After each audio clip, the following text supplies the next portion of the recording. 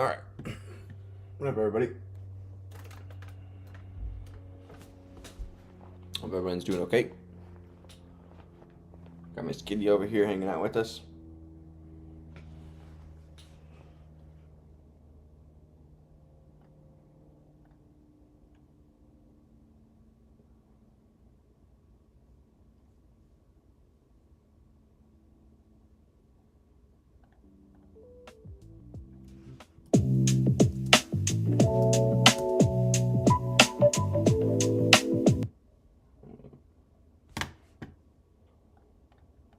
Hold up.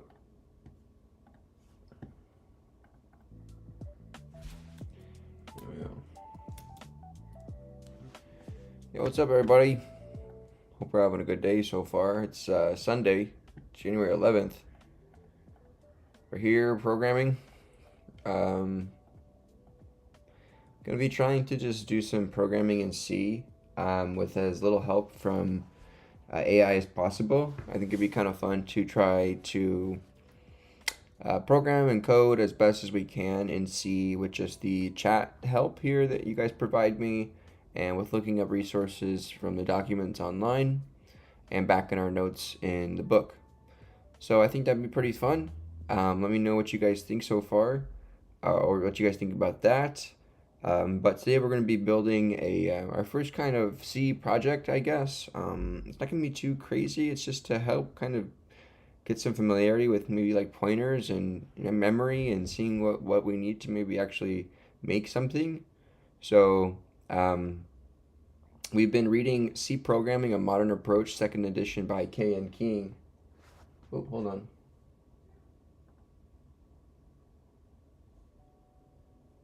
We've been reading C Programming, A Modern Approach by K.N. King on the channel here live. And we've been, I think we're on chapter 8? Chapter 8, the end of chapter 8. We're about to finish it. We have a couple more programming projects to complete in the back of the chapter before we move on to chapter 9.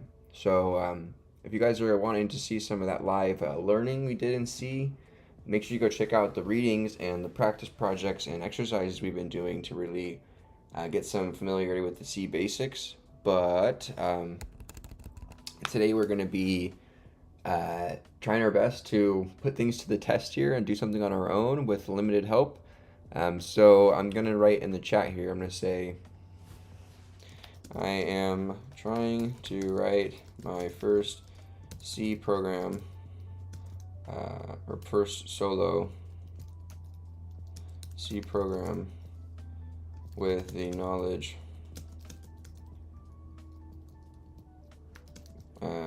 gained so far.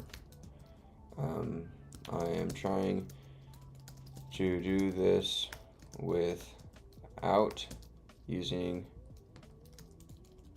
AI and only using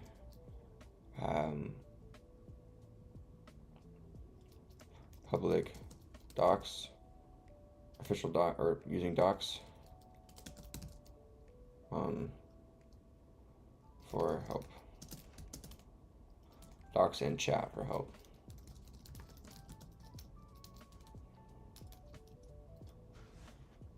All right, we'll send that off. Let's go ahead and pin this message. Nice. All right, if you guys are part of the early crew here, welcome Cello, welcome Hella Trash Dev. It's a funny name. Appreciate you guys being here and joining me. Hey, Aaron, Malik, thanks so much for joining me. Welcome Silva, welcome back. All right, you guys. Here we go. Let's go ahead and get started. I've got my heated blanket on. It's cold, you know, like normal here. For some reason lately it's been really cold. But let's see what we can build. And so if you guys have any suggestions and see any errors, please let me know. Be kind about it. I am learning. I'm trying my best to do this. But yeah, we can talk about stuff and hang out and whatever. Okay, let's see here. Oh, who's that? Hey, Lucid Waves, thanks for the follow. Let me go ahead and bring up my my Streamlabs here so I can make sure to shout you guys out.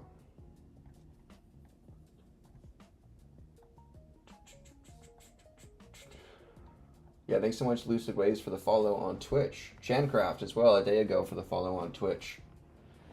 You guys are awesome. You guys are beasts. Peace. All right, let me plug in my AirPods too. Let's get settled here. Let's get settled. All right. All right, cool. Here we go. Let's try this out. Thanks, Lucid Waves. All right. All right. All right, let's see what we can do here. So we're going to have, obviously, I think, like a main.c. We need that, right? And then, I mean, maybe, I'm not really sure. Obviously, stuff are programmed in macros and in header files that we import. So maybe we'll just start off fairly raw, and then we can maybe abstract out and refactor later on. But my goal for this project is I think it would be fun to use some ASCII art in the form of numbers or integers, 0 through 9, to display in the program. We can just start by using good familiarity with like pointers and stuff by using kind of the built-in header file, time.h, where we can manipulate some of the time functions in the program and actually maybe display to the output just some time and maybe a timer of our own of a certain amount of time that'll decrement and whatnot. Yeah, so anywho, let's go ahead and try this out. It's not going to be too anything. We're not like reinventing the wheel here, or trying to do anything crazy. We're not making $1 million on this thing. This is just for learning and having fun. So let me know if you guys like that idea and are following along with me. But let's get started here. So I guess I'll just make a quick little comment. Or never mind, I don't need to really do that. Let's just go ahead and include what we need here. So we need the standard io.h. Let's include, if you guys have any recommendations for things we should do as well, optimizations or changes I'm learning, so please suggest them, and appreciate you guys being here. We're going to include time.h. So I'm going to open up the time.h header file information here.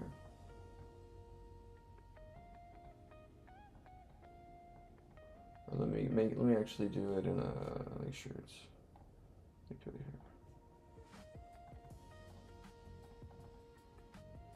One second, y'all. What the heck is going on?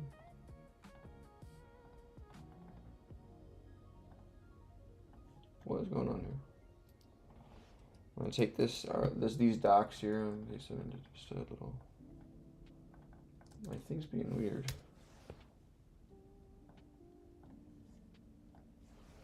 Okay. Oh. Let's bring this over here. Okay. This will be good. Alright, let's see what we can do here. The time.h header defines 4 variable types, 2 macro and functions, 4 variable types, 2 macro, and various functions for manipulating date and time. The following are the variable types defined in header time.h. Size _t. This is the unsigned, so positive integral type, and result of the size of keyword.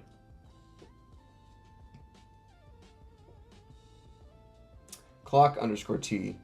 So these are variable types, okay. Clock _t. This is a type suitable for storing the processor time. Time _t is a suitable type for storing the calendar time. And struct tm. This is a structure used to hold the time and date. Okay. See macros. There's null and clocks per second.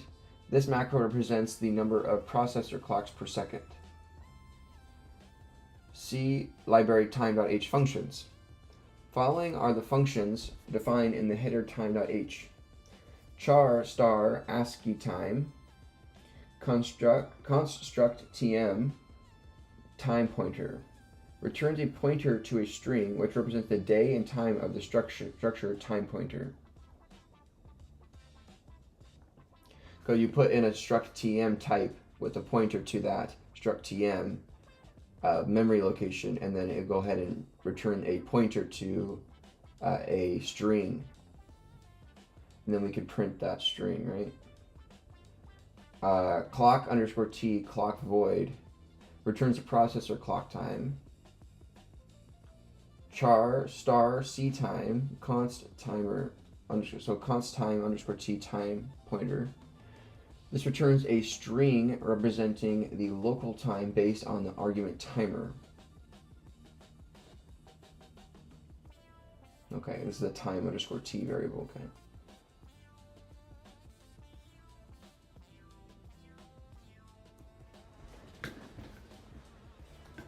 okay. Double diff time returns the difference of seconds between time 1 and time 2.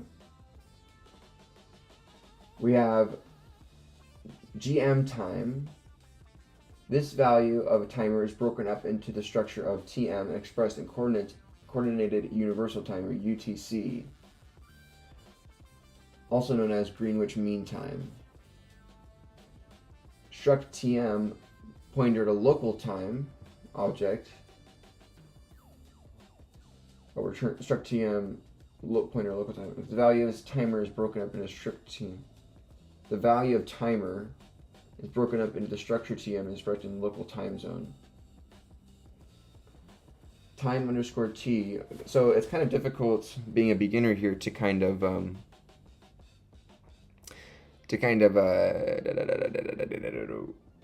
read these, because of the different types and stuff. It's like I'm not used to having these type declarations and kind of looking out for them. And it's kind of, I think it's a variable up front, but it's not. It's a type itself. Like struct tm is a struct tm type, right, or whatever. Okay.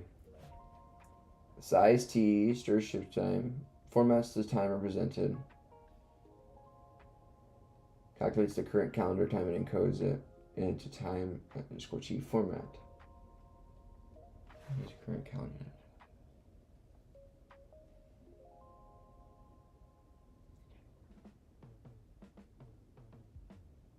Okay, let's get going here.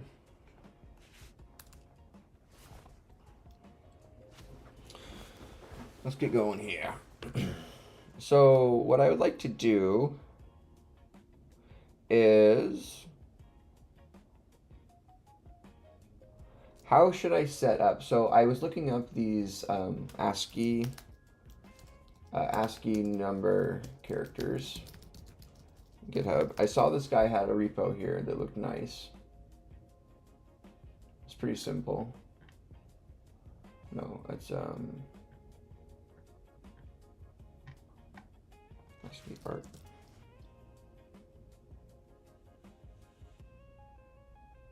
I thought I saw it earlier. Where was it? Here it is. So this guy has these numbers here that we can use, right? We could just replace everything with X's or zeros, but it's kind of funny he actually uses numbers. I didn't realize that, the number for the actual numbers, which is kind of funny. Anyways, we said these ones that we'll do for now, and maybe we could add in additional macros or header files to maybe customize whichever type of text font we want or something. I don't really know how that would work. We can figure it out, but yeah, let's get moving. Okay, so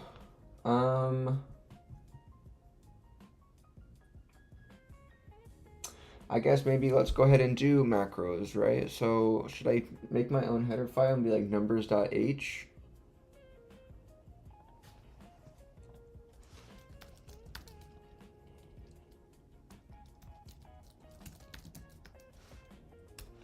Something like this. And then do we just define stuff? Is that how that works? But how do you define like multi-line things? Oh boy. We're trying to do this without AI, right? So we need to go, Stack Overflow, that thing's still alive. If we Google, we're gonna get hit with the Gemini right up front, which is kind of annoying. Maybe we can just ignore it, but or should we go to chat first? Yo, Tim. Yeah, Stack Overflow. Yeah, let's go. Tim recommends Stack Overflow here. Oh, sorry. Stack Flow. We're throwing it back here, boys. Okay, let's look at macros and see. Oh, come on. Trust me. Fastest capture in the West.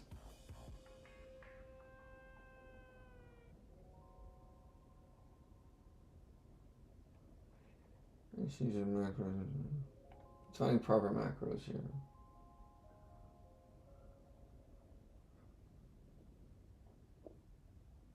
Oh, so you can define like macro functions and then like what the function actually does next to it in line. So it has to be within the same line. So maybe we call, maybe we just define it as the string or something, right? Potentially. Is that how it would work? Defining, let's look up string macros in C.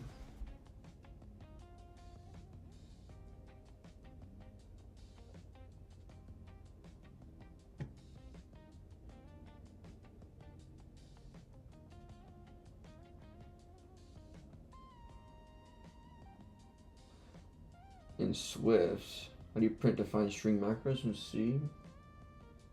Define stir something, some string. What I do with printf or put s on the macro, I get this.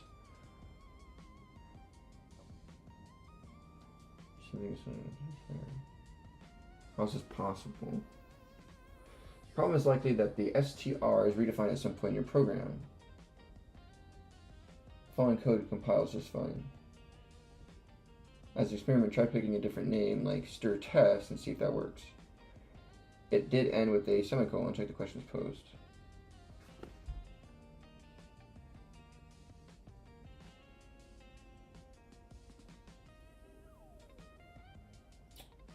Okay, so we can't put a string. All right, let's maybe try to mimic these these guys here. So we'll define, I guess, 0 as a string. Oh God. So our first line is going to be space 000 space. Oh, 4 zeros. Then we're gonna have a new line. Do 0 0 space space 0 0.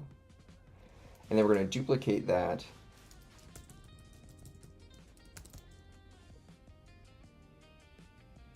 two times, and then we're going to duplicate our first line one time. Let's go like that. Okay. So let's go back to our main.c. We're going to be really slow at this, but it's okay. We're on a lazy Sunday. We're just chilling. Let me know how you guys are doing. We're just trying to write our first ever kind of solo C program here. Be kind of fun. So let's go ahead and we need to include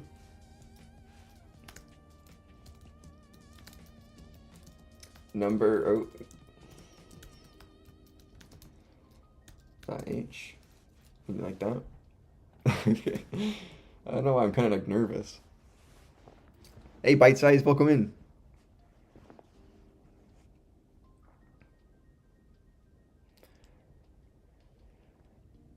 On to the point is under support comes C because you get to start handling variables, passing it through function. If I can see what I mean. You can put a set of string literals in quotes next to each other, and compile can help tidy things. Oh, like with this all in one line. Is that what you meant, John? Okay. Oh, let's get this out of here. Let's get this out of here. So we can see chat. Okay, good. All right, cool. Next up, let's go ahead and call a printf to a %s, and we're going to input 0. Does that work? Did we get 0 here from this guy?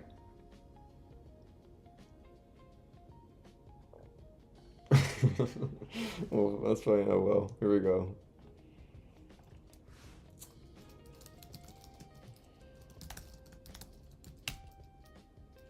No. Not found. Use quoted instead. Okay, so if we make our own, we use quotes. That's interesting. Okay, we're learning here. Yo, let's go. Okay, here we go. We're cooking now. Let's go. All right. Let me roll. Let me roll here. Okay, so we're almost. That's nice. Let's define one as so. This is 111 space backslash space 11 space backslash. That is copied. This is exciting, guys. This is exciting. That is copied twice, and then we do a 6 ones. Okay. Now let's bring this down. Let's print out 1 here. Ah, okay. Little bug. That's okay. My bad. Here we go. My bad. I'm having fun here, you guys. I'm having fun. We're smiling. Things must be going, we'll see how long this smile lasts for. Okay, nice. That looks good.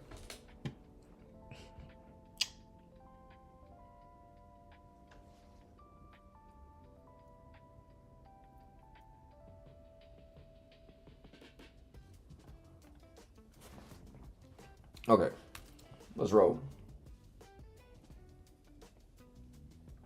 Let's keep going here. So we're going to define 2. Oh, this one's a little bit trickier. Here we go. So this is fun. 1, 2, 2, 2, 2, space, backslash, 2, 2, space, 2, 2, backslash. It does that sometimes.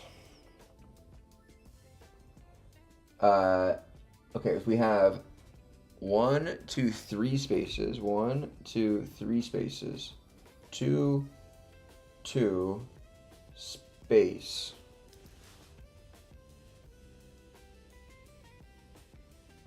Okay, and then we have 1, 2 spaces, 2, 2, 1, 2 spaces, backslash.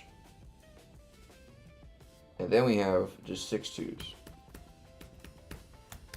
Let's see how that looks.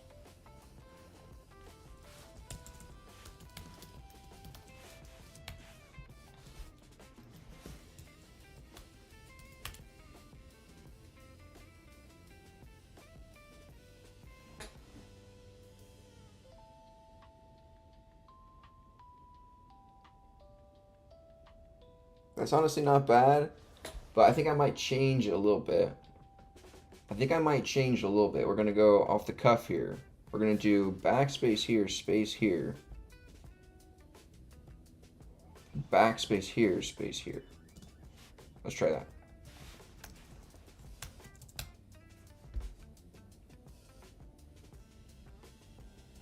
No, so let's actually keep that space here, remove it there.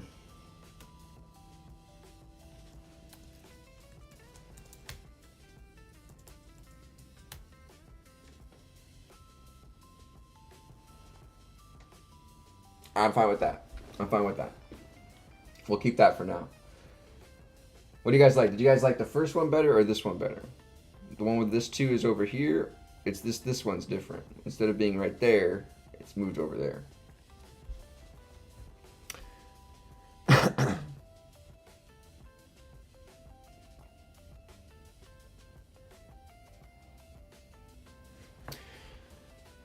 Oh, so you can have it on separate lines. Will it not it'll just combine until it hits another statement or something? Something like that. All right, let's try this again. Define 3. We're on a roll here, guys. 3 space 3 3 3 3 space. Easy. 3 3 space 3 3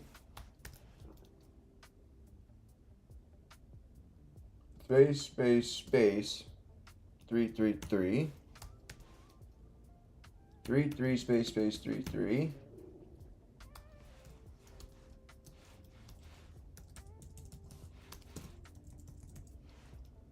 space 3 3 3 3 space. Okay, that should be 3. I think we should be okay to move on. Define 4.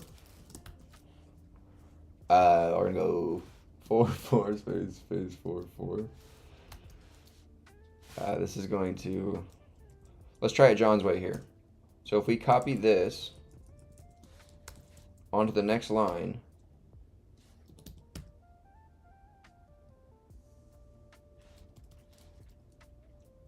what if can we go like this?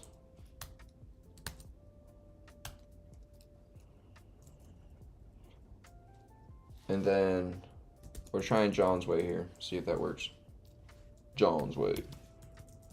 We can actually read it, right? It's kind of fun this way. And then these are going to be spaces. And then this goes down twice. There's 4. So let's see if that actually works. 3,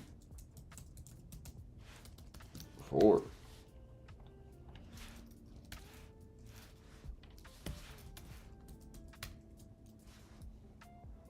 Okay, so you do have to give like a boundary. Okay. You do give a boundary.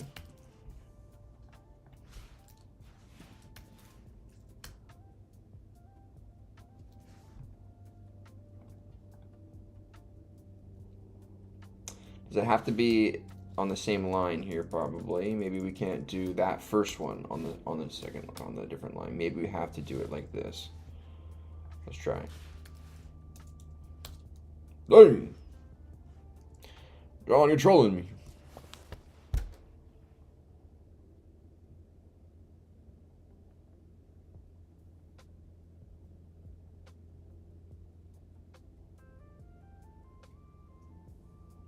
You can have that on one line and that on the next line underneath it. You just gotta remember the trailing backslash afterwards. Since it's part of your macro definition after each line, since it's part of your macro definition. Okay. So you do a backslash then after each line like this.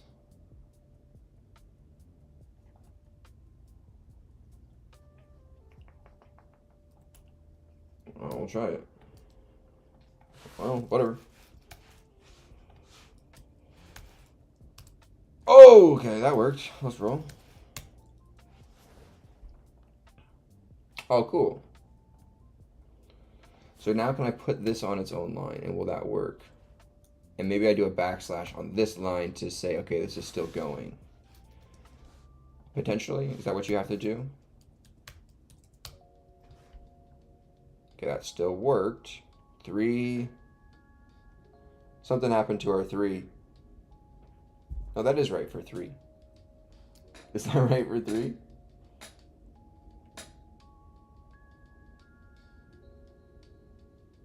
Okay. Let's go and give some spacing here.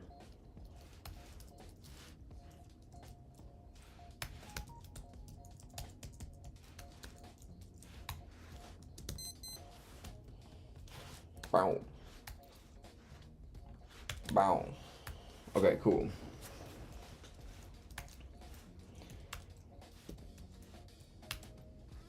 Nice. Okay, so we have 1, 0, 1, 2, 3, and 4. Okay, that's pretty cool. That's pretty cool. What if I remove that? Does that not work anymore? I want to test it. But if you wrap it like this, does it work still? Oh, no. Interesting. Okay. Well, I guess we'll leave it like that. Let's define 5. This is gonna be 1, 2, 3. Oh, we need string. Sorry. 1, 2, 3, 4, 5, 6 backslash. This is going to be 5, 5, 1, 2, 3, 4 backslash n. That goes down, but then we're going to fill with 5s up to 1 less. And then we're going to do spaces up until, yeah, 5, 5. Here's, yeah, like that. And then this comes out of here, space 1, 2, 3, 4, 5, like that. That's our 5. Okay. That works, I guess. I think I'm gonna make this one less like that. Make it like, no, that looks trash. We'll leave it. It's okay for the we start now. We can find other styles later. Okay, let's keep going here. Let's go 6. So 6 space is space 6, 6, 6, 6 space. This has just 66 there, and then 6 is straight across, just like the 5 does, but only 5 of them. And then in this line we have 66 there, and then we have 66 here. And then here we're going to have straight 6s. No, space. Like that. 4 of them only, though, like that. But that should be underneath that one. So what's going on there? That should be back 1 there.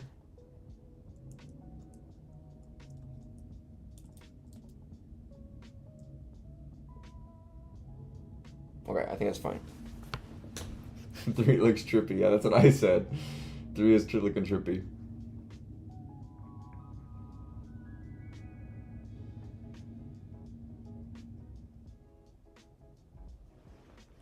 Now you need to find an algorithm instead of making... Yeah, we'll have to maybe do that. We'll have to, like...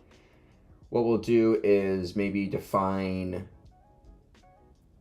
like, indexes for when we do the certain character places or whatever, and then that'll represent... We'll have a matrix, a two-dimensional matrix of where each row represents the characters to turn on for that character thing, and then we can display it that way. We can really, I don't know, go crazy with it, but this is fun for now.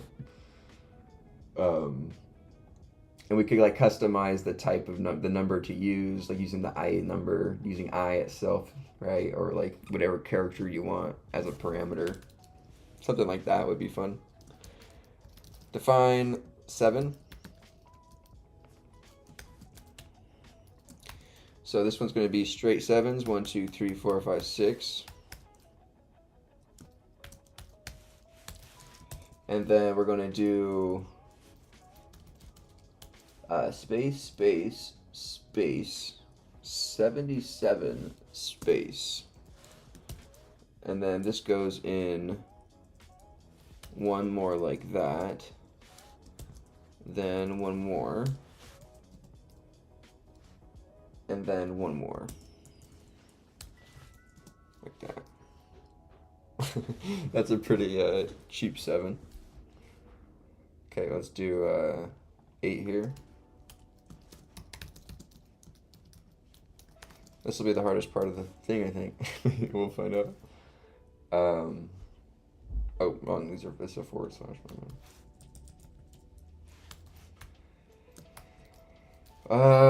Space 1, 2, 3, 4 space. We could do 1, 2, 1, 2, 3, 1, 2, 3, 4. Ah, no. 1, 2, 3, 4.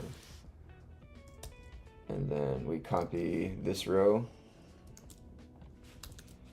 Copy this row. Copy this row. There's 8.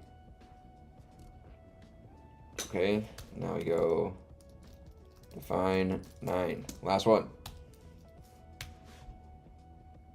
Okay. Quote 1, 2, 3, 4 space backslash n. Backslash, we'll write this down. 99 space 99. Oh, sorry. No. Just 2 spaces, yeah. And then this comes down, this one's strange. So we do 1 space, and then 9s all the way across.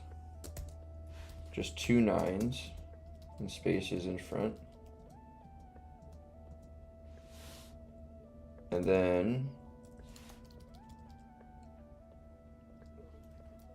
1 space, 9, 9, 9, 9 space. Okay, cool. All right, now let's make sure we got these. 3, 4, 5, 6, 7. Ooh. 8, 9.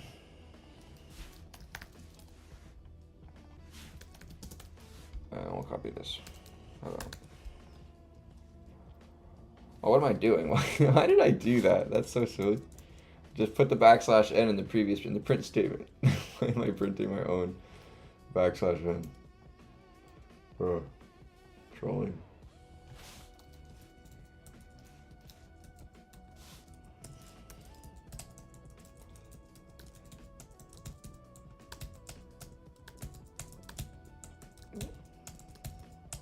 Okay. Here we go. Let's see what we got. 0, 1, 2, 3. 3 looks like a little bit chunky. 4, 5, 6, 7, 8, and 9. All right, cool.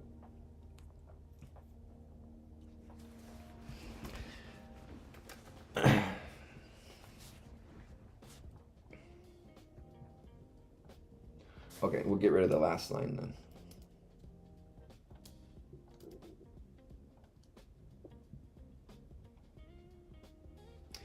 Should I reformat these ones? Yeah, we'll do it really quickly. Really quickly.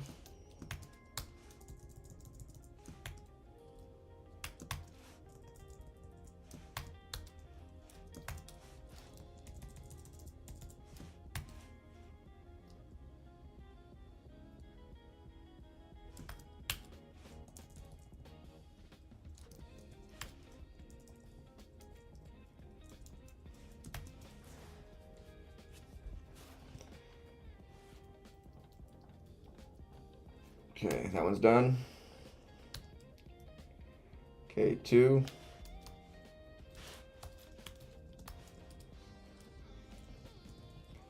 Quote, down.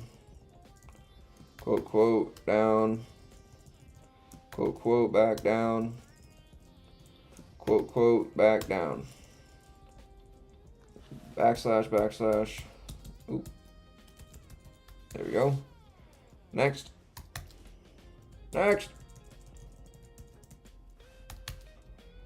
1, quote, space, quote, backspace, quote, back, oh, back, quote, back, enter, nice, and here we go. Last one. Here we go. Here we go.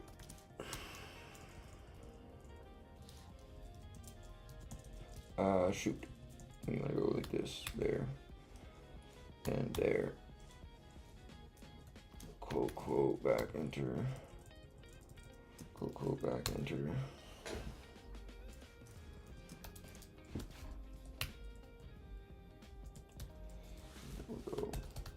All right, cool.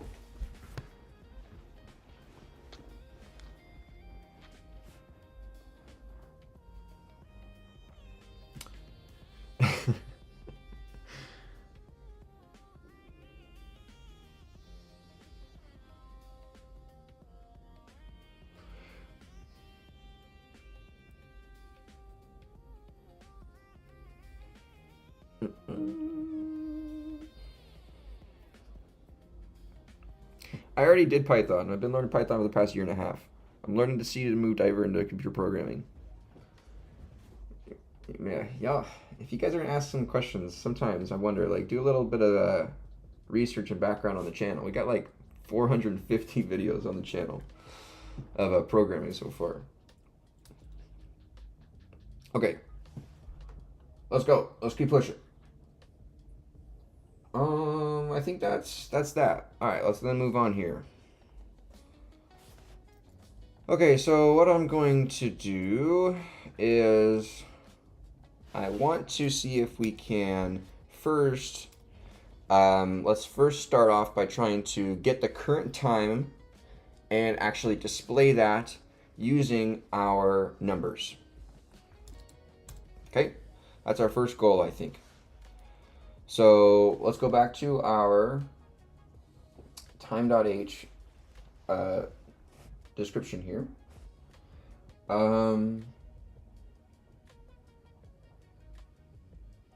think I'm going to go to the other one. Hold on. C time.h. There was one I wanted to use. It was Geeks for Geeks. Here we go. So clock T is the type that represents the clock cycles. Time under T is the type that represents the time integer as of this period, since the beginning of the Unix period here. Okay. So we're going to have a time variable that is in this type. We have struct tm, which is a struct that holds components of the date. So it's just a container for these types of individual information, which is information. Okay, cool. So this is where we can get out minutes, hours, seconds, and whatnot using the time struct given a certain time t variable. Okay. So let's try this out. We haven't gotten to pointers in our book yet, but we're going to try to get a precursor here and just try to brute force our way through, maybe getting some experience with them. So here we go. We're going to, I guess, say we have a time underscore t variable that's going to be called whatever, like current time. And I'm going to set that equal to a function call that'll get this time for us. So we have this, a function that returns a date and time in the format of this. So that's kind of like a string time or something almost, like its time is printed based on calendar time, okay? This function returns the calendar time using the data type underscore time t. So I think it's just time. And I think we pass, let's go ahead and click on this. You can pass in a time underscore t in pointer to the second. A function is defined in header file. The function returns the time in seconds if second is not in null pointer.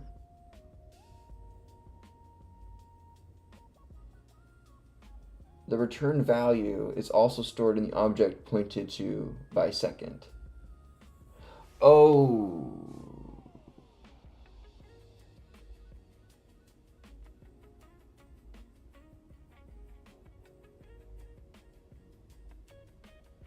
So we can also store it with this here.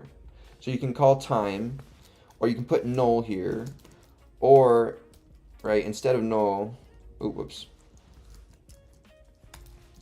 can put a pointer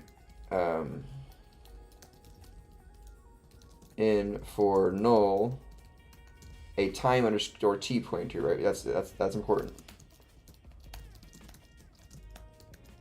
to save the time in, right, to memory. Okay, cool. So we're already saving it here in our variable, so we don't need to, I guess. I mean, we probably could essentially then define this variable, call this function, and put this inside of here with a pointer to this variable.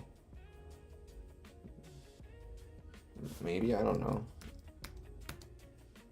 We're learning. Yeah, that's for real, Tim. All the jobs want minimum 6 programming languages. Nice, Jeff. Yeah, I'm trying to expand our horizons here with some more deeper level programming.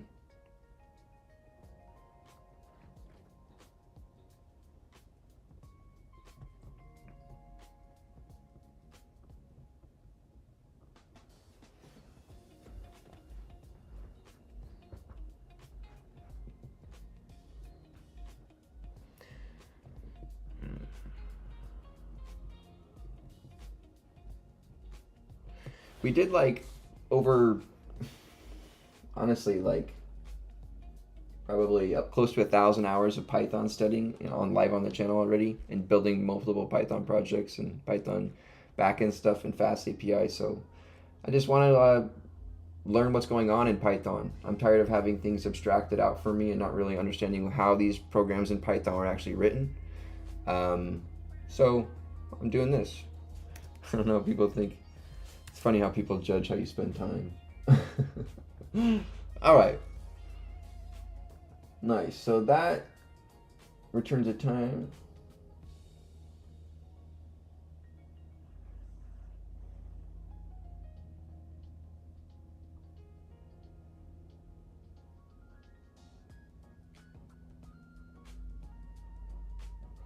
So that'll print out the number of seconds. Perfect. You have time, and then you use the dereference location. Oh, like, yeah, that's the example that we talked about here. Okay, yeah, right there. Okay, cool. Okay, next. So now that we have the current time, we want to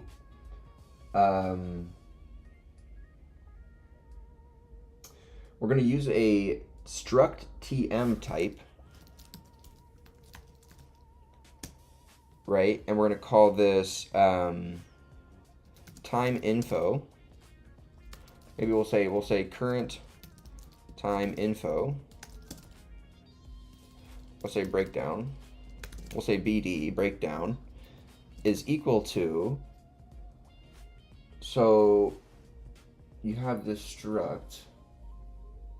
Now how can we actually return the struct? There's probably, okay, this function returns the calendar time equivalent using struct tm.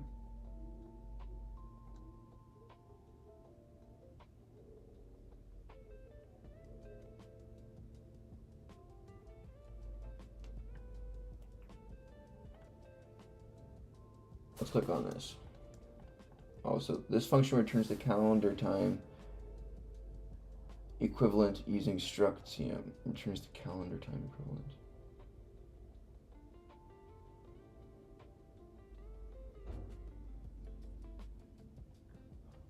So how can we get the struct?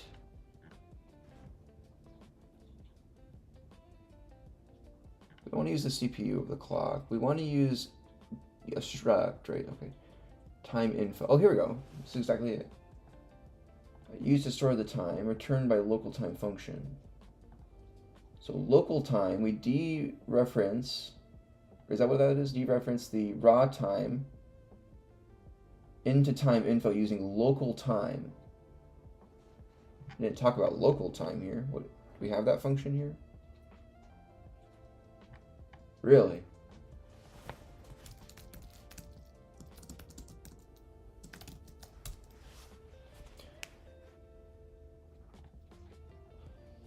The C library local time function is used to handle the time relevant tasks, especially when the user wants to display the time formatted in human readable format.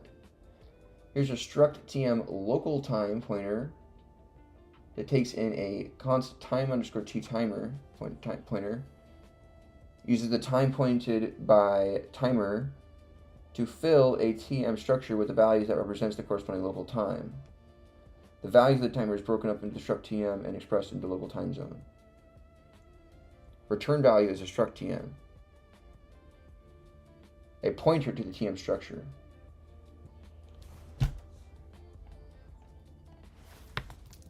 Okay, so we need to struct tm, which is a pointer, and we're going to call local time to the, we take in a pointer to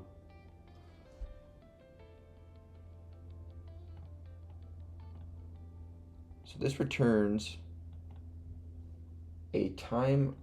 Oh, this is what's tough about these pointers. You have to know if it returns a pointer or an object. In Python, you always return the object, right? Or you always return an object, whether it be something true or false object or whatever it is. But this is a little bit confusing. Okay, so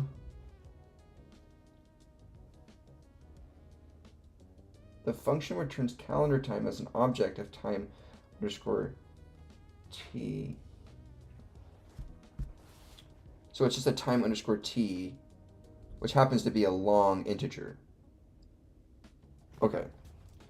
So this is a long integer then, basically, right? A type-defined long integer called time t, using size of the time given in the operating system, or I don't even know, something like that. So local time takes in a pointer to the current time. So I need to go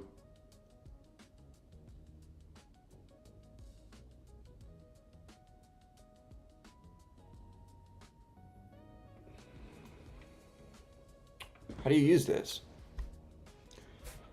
I think we need, so we have to, do we use the ampersand or the star here? So we would need to, we have a variable and we need the address of the variable, address ampersand. That's how I remember it. So ampersand current time. So we'll get the address or pointer of current time and feed that to local time, which will return a struct tm, right? Which is a pointer called current time breakdown.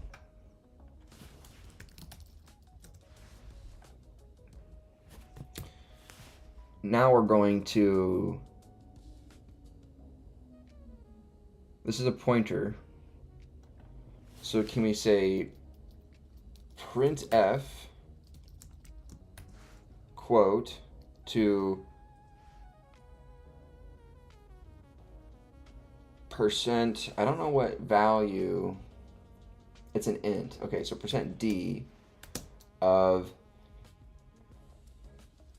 current time breakdown that points to the tm underscore, we'll say year, and this year is given since 1990, so we need to add to this 1990.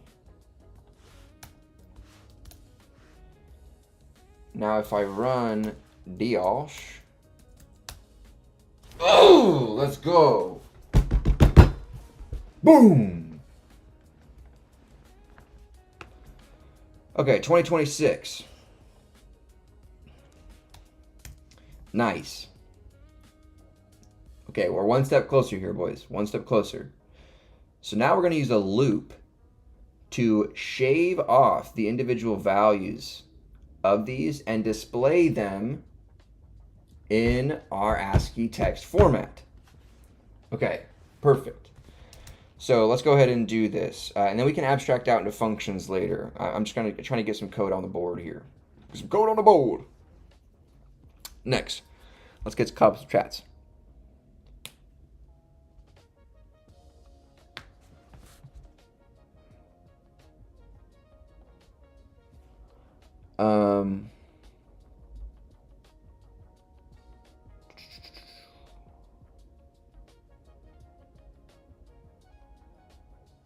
Hold on, I missed some chats here. You're learning C now? Yeah, I'm under pressure. You want to do lab stuff. It's cool. Yeah, learning C, it's 100% easier. I started on C and I'm learning Python now. Nice, dude. Welcome in, man. Hey, Pink Ball, have you thought of giving assembly any tries? We just started C. You gotta give me some time here to level up, Pink Ball. But maybe we'll see. We'll see. Yeah, we'll see. Danger. Oh, I did biochem in high school. Now I'm an undergrad CSD major. This is fun to see. Dude, we got the puns all over the place. What's going on here? Hey, Danger Noodle. Should learn operating systems well if you want to learn C. Yeah, we'll get there eventually, my man.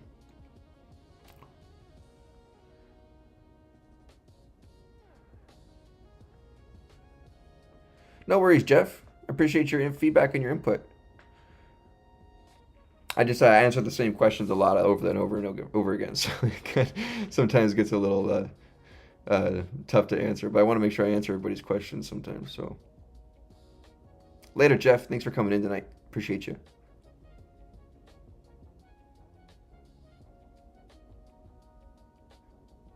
Make your own CPU, bro. You gotta get your own refinery going.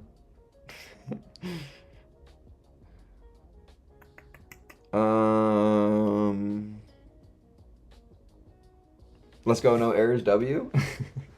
I know, right? What is this? What have I done? This can't be right. Okay. So what we're gonna do is let's first do the minutes. Or no. We want the hour, right? Which is in range of 23, 0 to 23. So let's do hours. So let's get the hours. So let's do int hour. Or we already know the hours. It's 23. So we can just quickly convert this. So to handle the hours, what we're going to say is we'll say int hours, and we'll say if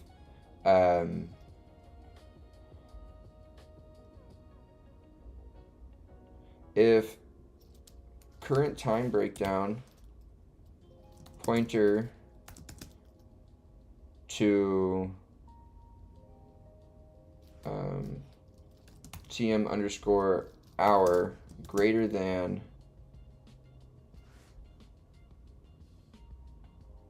let's just do this. We'll set it to this value. So we'll say this is equal to this value. And I guess this is an int. So if hours is greater than, 0 is what? Midnight. Because this is in 24-hour format, right? So 0 is midnight. 1 is 1 a.m. to all the way up to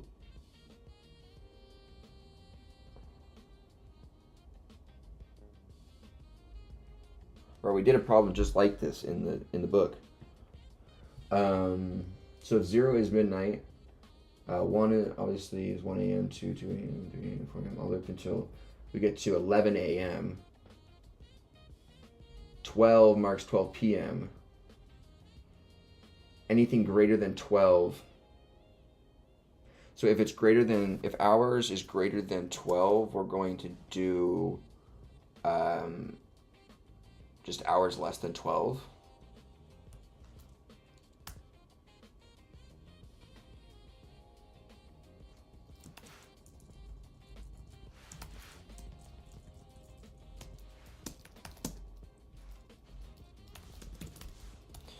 Right, so if we're greater than 12, I guess we could say else if here, and we say if hours is equal to 0, right, then what we're going to do is set hours to 12. I'm gonna make this hour. If it's equal to 0, then we're gonna set hour equal to 12. Right, this is 12 a.m. I guess we need to make a distinction between the label, right? So we have like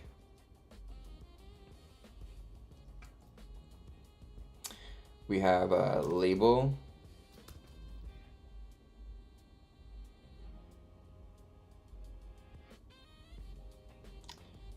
I guess we can set this to default. I guess we'll say char star label is equal to a string that will say we'll just say AM by default. Well, actually, we might want to make it an integer and then use it as a flag for if it's 0, it's AM, if it's 1, it's PM, and then use a print here to display that, right? That might be better. So let's do int time period, I guess, and then we'll say this is equal to 0 at the start.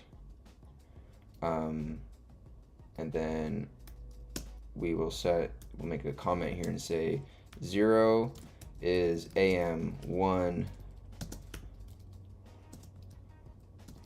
is PM, right?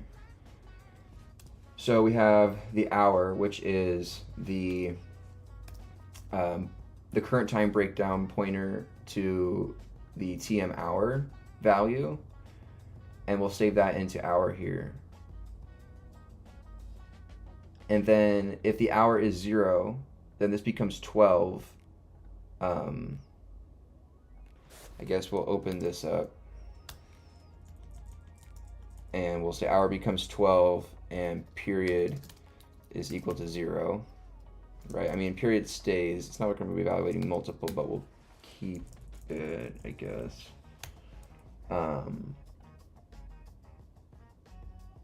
Else if hour is greater than 12, then we're going to reduce hour by 12. Hour won't ever be, by the given this function, always be between this range of 0 and 23. So if it's 23, that's 11 p.m.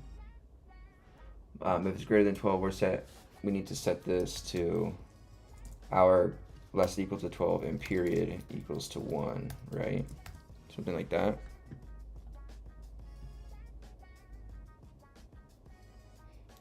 Hey Solaris, thanks for coming in. Himalaya Mountain, appreciate you being here. Welcome in, my boy.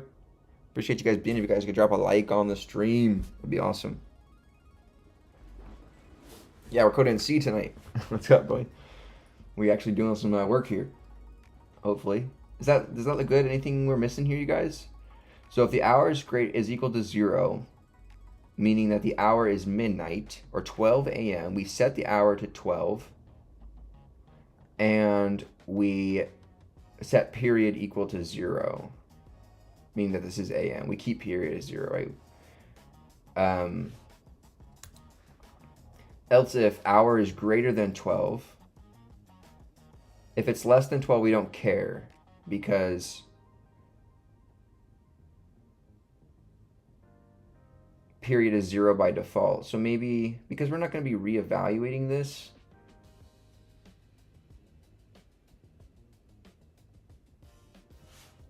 we probably don't even need that. Are there any edge cases we're missing here, guys? You guys think of anything? So if the hour is 12, then this becomes this. So the seconds doesn't matter because seconds is, or minutes is 0 to 59. So that's perfect. That's fine. So we have hours here. Now let me handle the minutes. Right, so int minutes is equal to our current time breakdown and that pointer, which is going to point to the TM minutes value. That'll be just as is. So then let's just go ahead and see if we can do this. Printf. Actually, we'll make a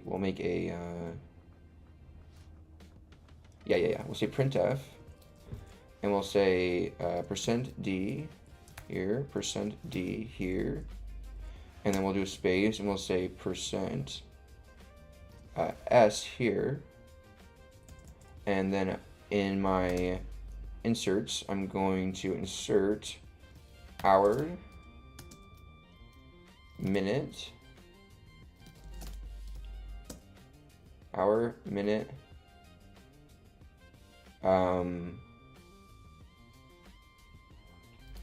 and then for this expression, it's going to be, can I do an or? Like an if this or that? Like an if else? So AM, can I do like a ternary statement? I think that's in C. It's going to be this if, so we want to say, question, is it this? Is it, so if it's, no, so, yeah, so we want to say period equal to, is period equal to 0, question mark? If it is, then we'll insert quote AM, else PM. Is this how you do it? I forgot. Perfect opportunity for a ternary statement. Ah, let's go. Maybe are you going to update it every second or what? Yeah, so what we'll have to do is we'll have to sync it to our actual clock in our operating system, right? Or something like that, because we don't want to have lag. We could run a loop to constantly scan, right? And that'll be efficient enough, right? But it's not going to be perfect because the loop will run fast enough that it will catch when our times change, but not necessarily like perfectly like how we want. So what we could do is have the program sleep for the difference in time between the current time and the time for the next second, and then loop starts when that time flips, right? When that timer sleep, when that sleep timer ends for that difference value or something like that, right? Is this how you do a ternary statement like this? We'll find out. Like I always say. Okay, let's see here. Oh, no errors? Dude, no way! Let's go! That was a pause moment. That was a, bro, gotta chill with the hand motions, bro. Come on. Bro. Pause. Relax. We're like, hey, Willie B, thanks for coming in. Let's go. Okay, cool. We are learning. We remember stuff from our book. That's nice. All right, cool. So now we're getting the time appropriately of our current system. So we know, though, that our period is going to have a minimum of 2 filled with and 2 filled with those. So let's keep those there. And so that way we can display those properly like that, right? Yeah. And then I guess, how do you force 0 in front? Is there a way to force 0 in front in your printf? I forgot. Anybody remember? For the rounding of integers, 2 field width, right bound, because it's positive. I don't think we use a decimal like that within the integers. I don't think that is appropriate. Oh, it is. Okay, I'm showing. I thought that was for only floats, but it is the precision specifier is for integers as well. Cool. Well, that's pretty sweet. Nice. So now we appropriately have a little hours function here for converting the hour appropriately from if it's 0 to 12, if it's greater than 12 to reduce the value by 12.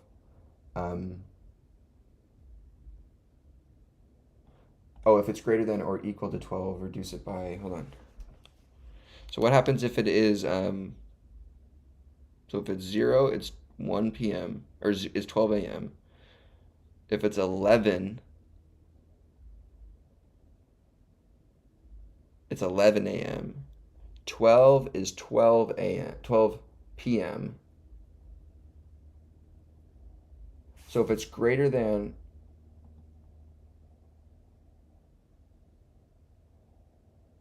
if it's greater than 12, we need to reduce the period because 13 needs to reduce down to 1. But if it's equal to 12, we also need the period to flip over to 1. So maybe I'll say this. We'll have that be a separate if statement. And we'll say if here hour equal to 12, then the period is equal to 1.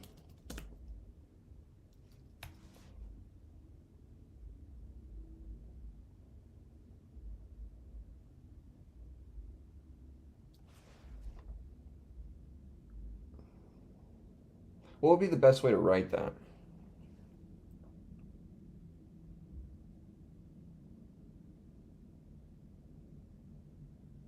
Man, I got confused seeing the U.S. dates in the game, watching November VOD. No. Yeah, we flip them over here. Merc. Okay, so is that the right way to think about it, you guys? Or how else should we write this? So if the hour is equal to 0, we set it to 12, meaning that if 0, it goes to 12 a.m. Right, so we'll make a comment here. We'll say 0 hour is 12 a.m. Right? If hour is equal to 12, 12 hour is 12 p.m. Else if hour is greater than 12, we reduce this and still keep the period. How can we, is there a way to keep this, to reformat this a little bit better?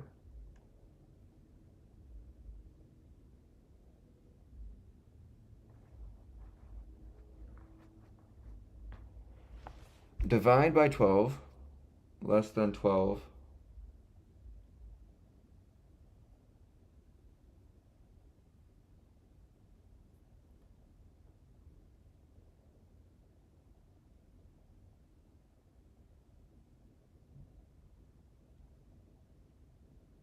Oh, I see what you're saying. If you divide by 12, if it's less than 12, you flip it. You could use like the remainder, basically just tell if you have a remainder left over, meaning you're greater than. I got you. I see what you're saying. So you're saying we divide the hour by 12. If the remainder is greater than 0, then we know we have a period of 1, right?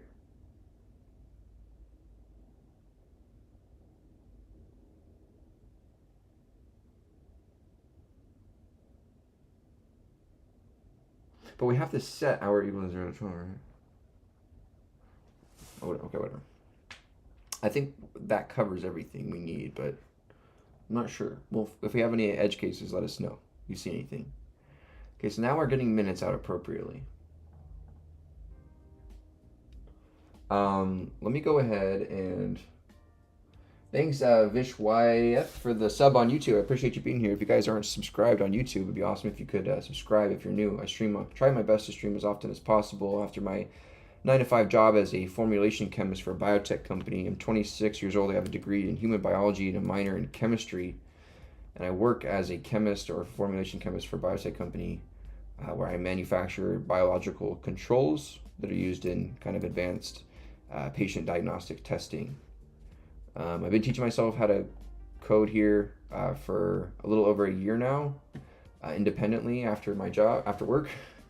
Yeah, we started with Python, did various courses and books in that, various projects. Now we're moving on to C and more lower level programming stuff. So thanks so much for being here.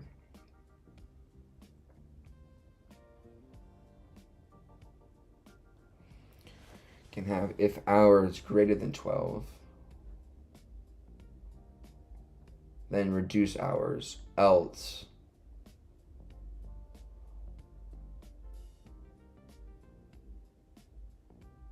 Okay, so we say if hour is greater than 12, right? Else if it's equal to 12. Could we use a switch case and have fall through? So it's 12 or greater. Okay, we reduce by period. If it is 12, then do this. Oh, let's do that. That'd be sick. So let's do switch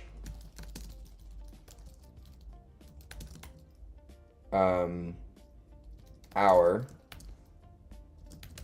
right? Case hour, case of, oh, can you not do expressions? Like, can I not do like hour greater than 12? In this case, it has to be an integer, right? Or can I, that'll return back an integer of 1 or 0, or true or false. Oh, I want to, can you do,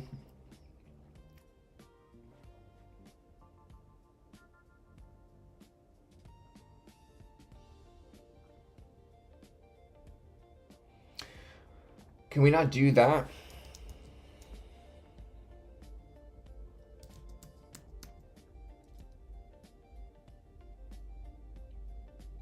But I need to evaluate the expression of the case's hour of greater than a certain number. It has to be an integer value. Dang it. So maybe not. We have to evaluate an expression, conditional expression. So if hour is greater than 12, then go ahead. Okay, we'll just leave it as is. Whatever, it's fine. I think that is okay.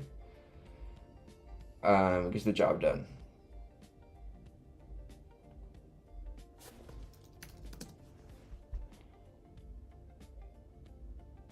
So if it's equal to 12, it's not going to be greater than 12, so this won't hit. So I guess we can say else if here, because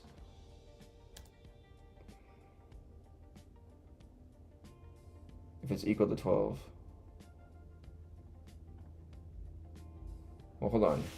Let me say, I might be overthinking this, but I want to try to write this cleanly. So if the hour, let's start off with the most case. If the hour is greater than 12, right, then no matter what,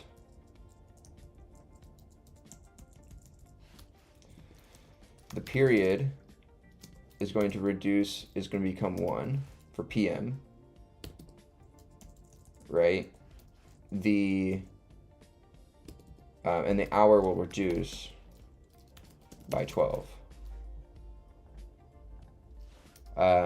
Else if it's equal to 12,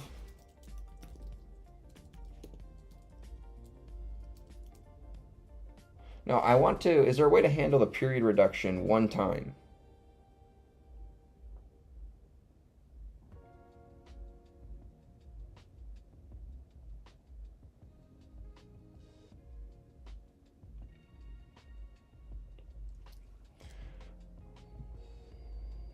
Okay, so let's say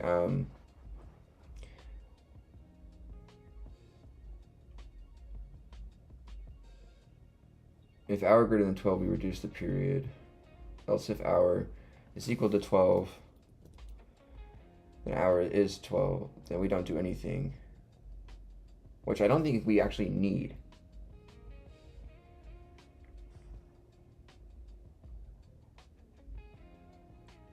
We just need the period to be reduced down by 1. And then we know that else it's less than, if it's not greater than 12, it's not is 12, it is less than 12. So we don't even need this condition. We leave the period as is, and we set, but we have to ask if the hour is 0. Right? Because if it is, we need to set hour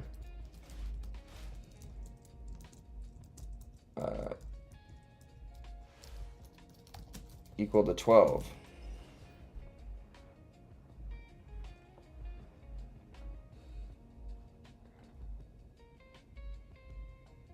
Right?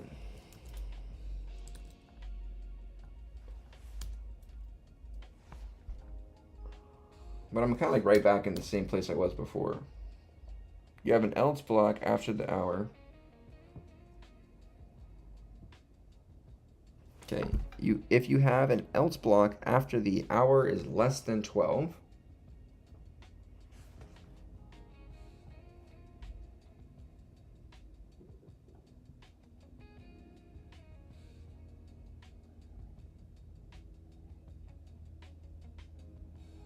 no, that goes away. What is that thing?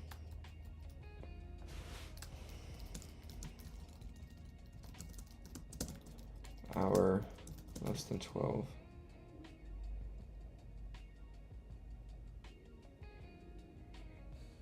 Right, then we're going to the period.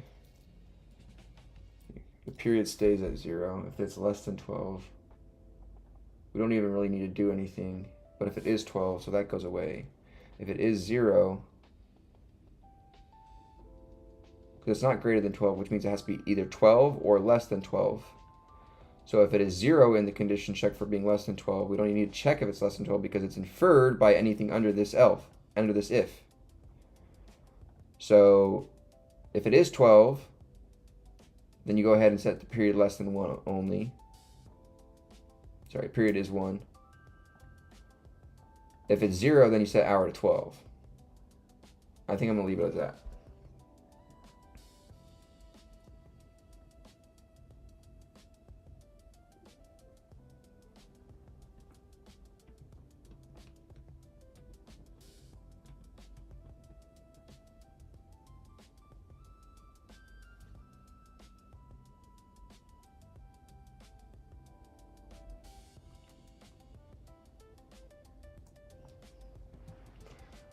Okay, so let's make sure that this runs.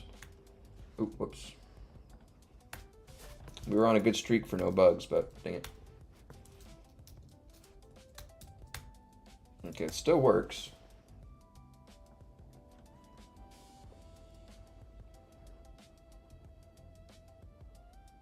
Now we're just setting period equal to 1. We're not decrementing. So we only override the period, the original default period value, to 1 if it's greater than 12 or equal to 12. So maybe we say this. Let's do this. If hour is greater than or equal to 12, right, period is this, and then we'll do the period reduction, and then we'll have an inner if here. We'll say if hour equals to 12, then we'll set hour, we'll say, no, we want to say if it's greater than 12, then we'll say hour less equals by 12 here. Perfect, like that.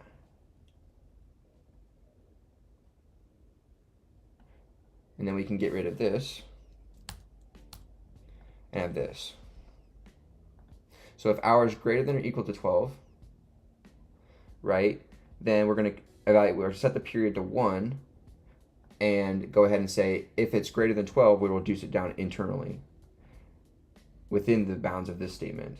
Else if it's not greater than or equal to 12, we know that we are in the AM, so we don't need to modify the period at all. And we're going to set, we need to evaluate if hour here is equal to 0.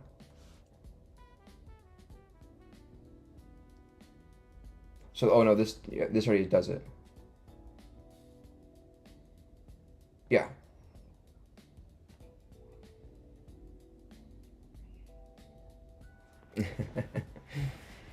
just trying to, work through the logic and just make sure we understand stuff thoroughly.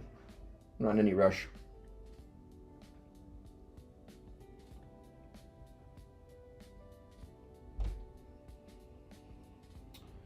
Does that still work? Yes. All right, I think that's fine. Okay, now what we're gonna do is, now that we've done that, what we're gonna do is actually extract out the individual characters and print out the time using our ASCII format here. So we need to get the individual characters for our, right? So for I,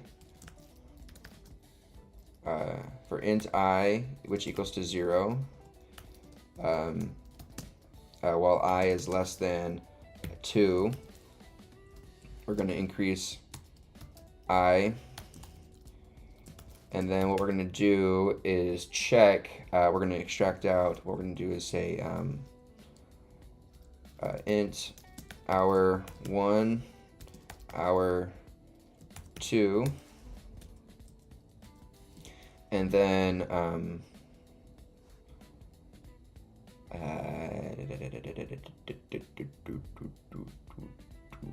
what we'll do is we'll say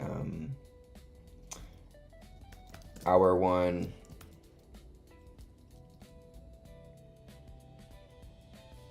or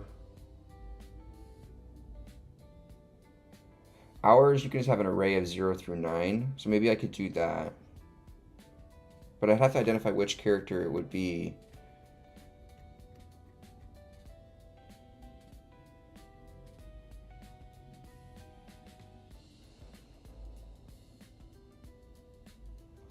Should I try to figure out each individual character by looping over, or try to display it by matching characters a different way? I mean, how could I match characters a different way? Let's think. Right, so I have a time, I have hours, which could be like 10 a.m., like 10 in the a.m., or like 11, or it's just, 01 through 12, basically, right? So we need to, if we extract out the 0, that's what we could use modulo whatever, or division and something, or modulo, right, to get the remainder for each of the denominations using modulo 10 to shave off the ones place value each time. Or I could maybe use conditional statements to like match, okay, if it's 9, then match it to 9, but then I would have to, do conditional statements for like every possible value, like if-else statements for like every possible value within the range of 0 through 12, or 1 through 12, and 0 through 59, which kind of would suck. So maybe looping is the best way to do it, right?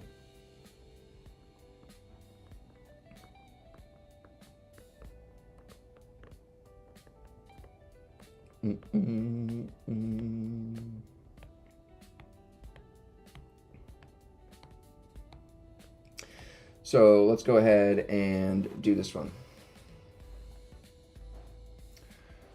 All right, so I guess we can just do loops, and then we'll save the individual values into an array, I guess. So we'll say, we'll go int hour,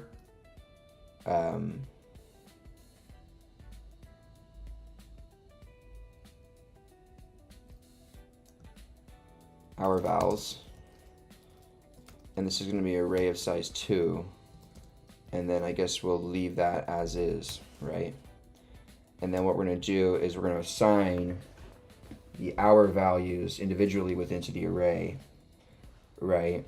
And what I'm going to do is actually work backwards from I'm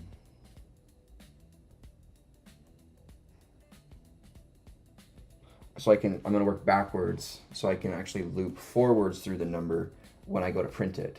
So I'm going to go while I is equal to 1, and while I is greater than or equal to 0, right? I'm going to decrease I. So what we're going to do is index into, we're going to go our, or we'll say remainder is equal to our modulo by 10. This will shave off the ones place value within the hour. And then I'm going to save this value actually of our vals index of I is equal to our mod 10. And then we'll go our division equals by 10 and set that, right?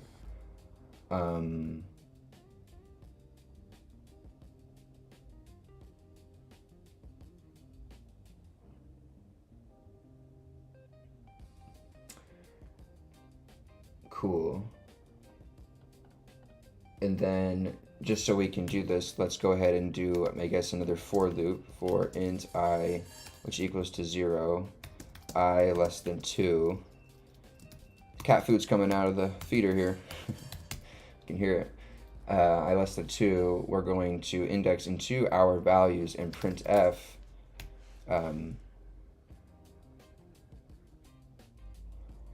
Or should we do a case, I guess? Because we need to match. Okay, yeah, so we'll do case, or we'll do switch of the our vals index of I,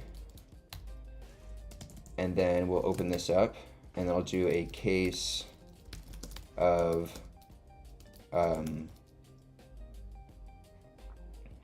0, right? We're going to print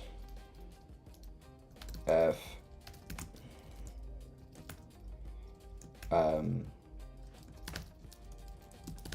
just the 0 that we have macro defined, right? And then let me just break like that.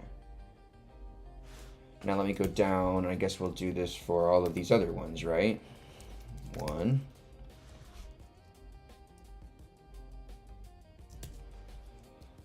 Something like this. Hey John, or Joanne, just join. Might mind if you're answering this a bunch, but what are you trying to learn P? I thought Python's what these sci majors use. Yeah,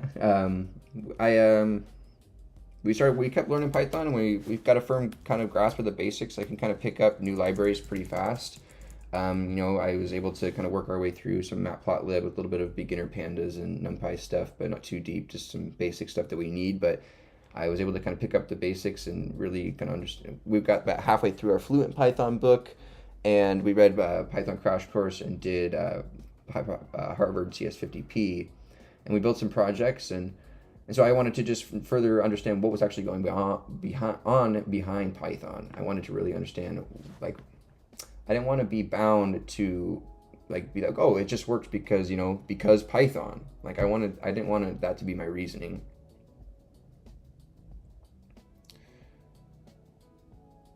Right.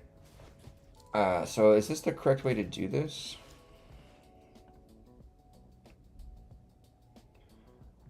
Well, we know that our time is 4 o'clock, so if we don't really need to go too far here if this is incorrect. So we just can go to 4 here and break. Oh, sorry. Default. We'll just say default. Printf. Here. Something like that.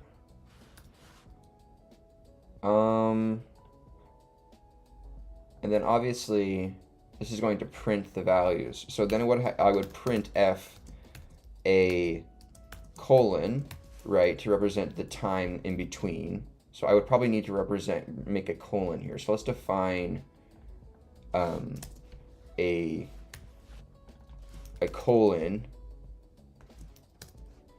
So this is 6 values, which kind of is a bummer again. It's not too bad actually. So we'll just do this. We'll just do star.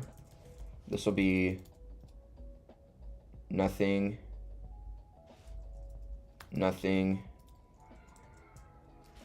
or wait, we'll do a star here, nothing here, nothing here, star here, and nothing here.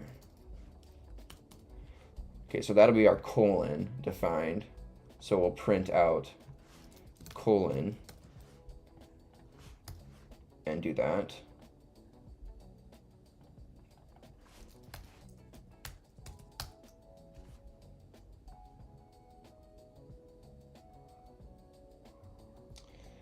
Okay, so we got the 0. Dang. Dang. Okay, hold on. Let's first actually go, let's comment this out, and we'll do a printf. And we'll print out %d and insert into here our values, index of I. And print this. What's this?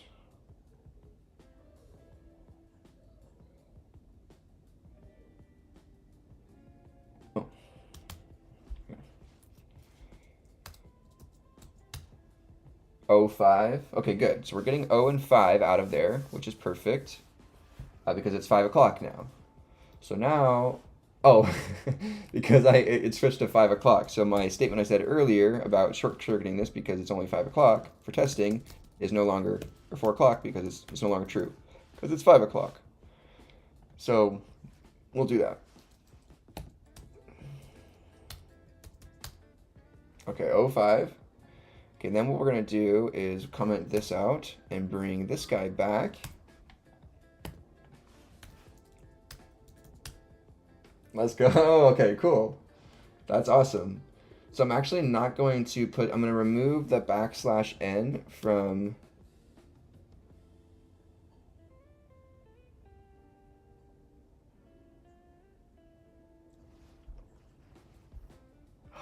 freak. How do you print in the same line but multiple? Ah, crap.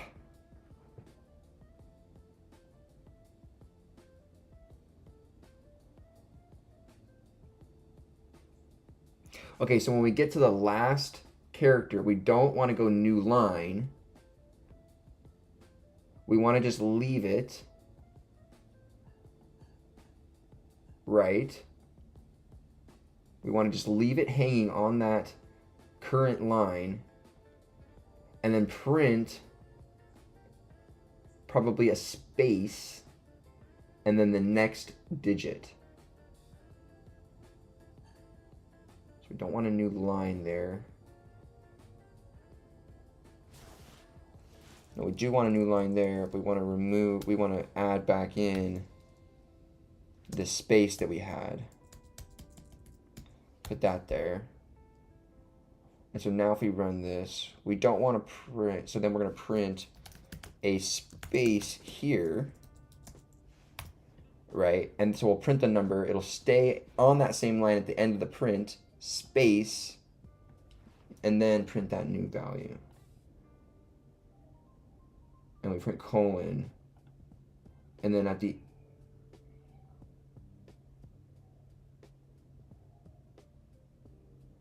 yeah, and then we'll print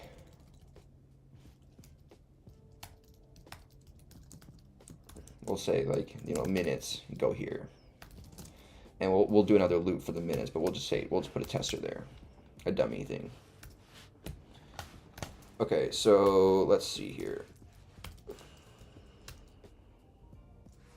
Not print, this ain't Python. Slithery snake got in there.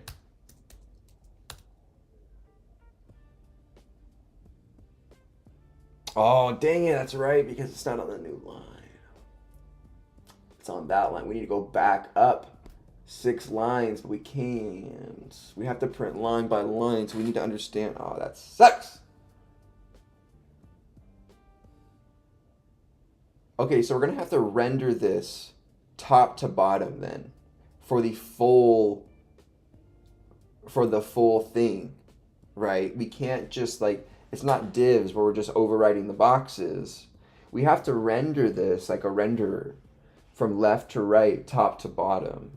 So we probably should create a two-dimensional matrix to house all of the ASCII character spaces, flag whether or not that goes in, and then use some sort of variable value to determine what to actually insert there depending on what the value of the hour is, subcharacter. So if it's a 5 in the hour, we use a 5 to print the actual 5, and we render.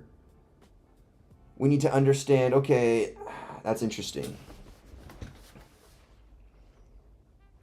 No, I'm not going to use cursor IDs probably ever. I like writing code by hand. It's fun.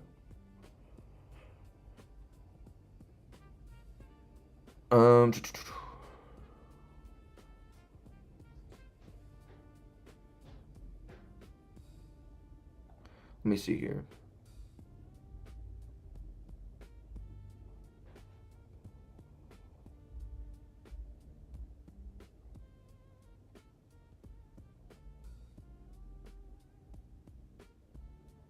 What's the point of this?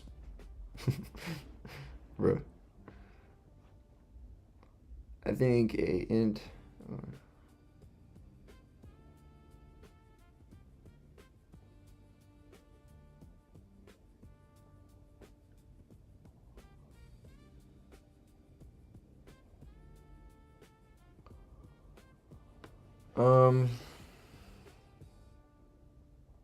Yeah, we need to do a render, right?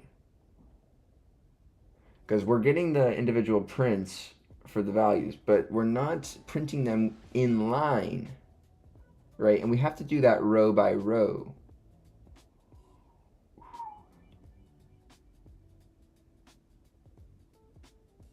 So what we need to do is to define multi-dimensional, two-dimensional matrices for each of the values, and actually, which will be small, and then you sum two of those lengths together to make a compound number, and we can fill in the left half and the right half of the overall multidimensional matrix with the left half number and the right half number. And then we can render out the multidimensional matrix. Okay, that's what I'm going to do. Okay. So what we would need to do is we would need to define 0 as an array. This is a 6 by 1, 2, 3, 4, 5 array, right? 6 rows by 5 columns. And these are going to be character array, right? And this is going to be equal to this here. So we'll back this up. We'll put this in here as a row, like that. I guess these are individual values of characters, right? Which, oh crap. This kind of sucks. I have to reformat this pretty bad here.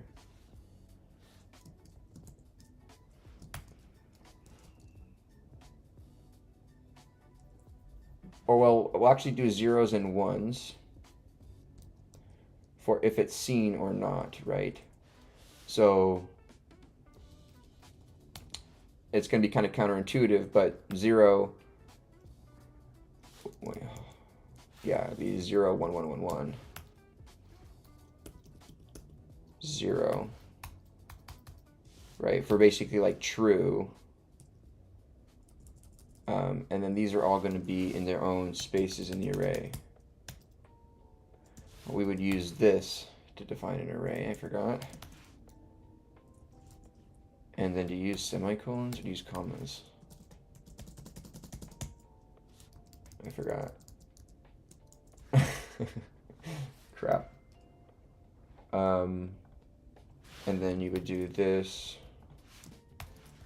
right, to open up a multi-dimensional array here, like so. So then we'll take this section. This kind of is annoying. So this is going to be 1, 1, 0, 0, 1, 1. So the ones are where we're going to display values, right? Yeah, 2D's array seems the way. Okay, we're on the same page here.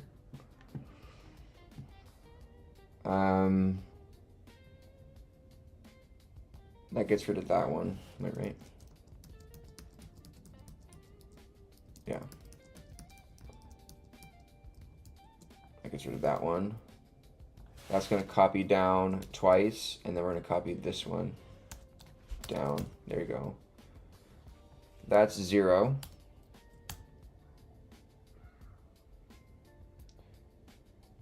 Okay. Ugh.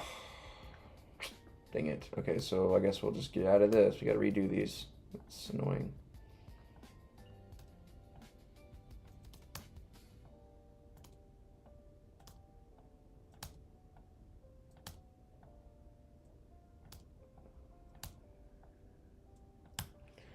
Okay, so we'll copy this array format structure. Put that here. Okay, so we'll bring back up our ASCII numbers that we had.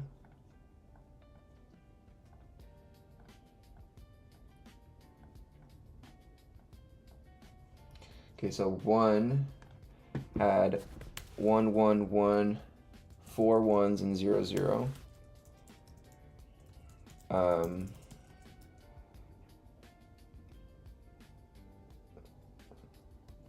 Then this had 0, 0, 1, 1, 0, 0. This got copied down twice. And then on the last array here was ones all the way across. Like that. Okay, cool. There's number 1. 2. Let's copy this. Paste here. So 2 is going to have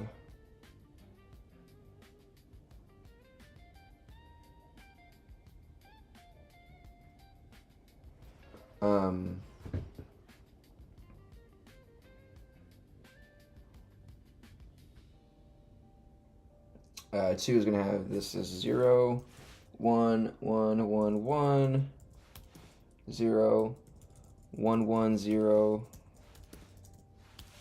0, 1, 1, 0, 0, 0, 1, 1, 0, 0, 0, 1, 1, 0, 0. Yeah, and then ones all the way across. Good. 2. Let's go 3.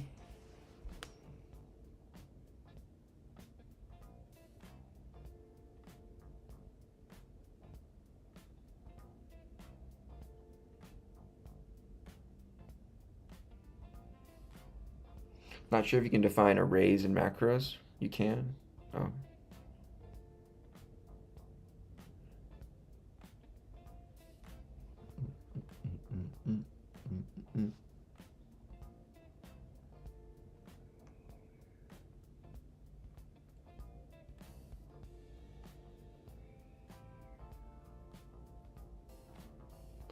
Okay.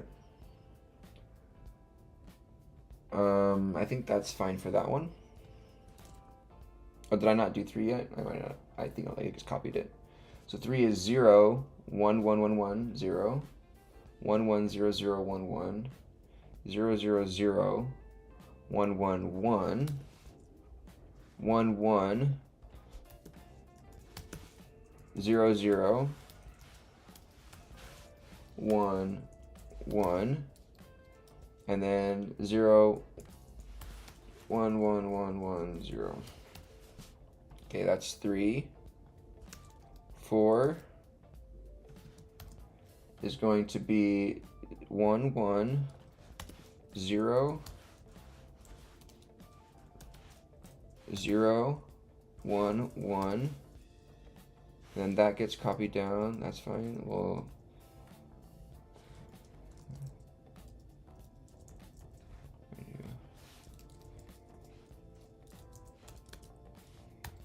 that gets copied down. Then you do straight ones across on this one.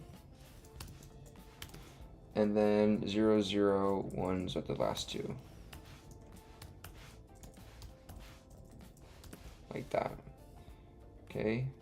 5. It's going to be here. We have 1s all the way across. We have 1, 1, 0, 0. 5 1s and 1 0 at the end. All 0s and 2 1s at the end. All 1s and 1 0 at the end.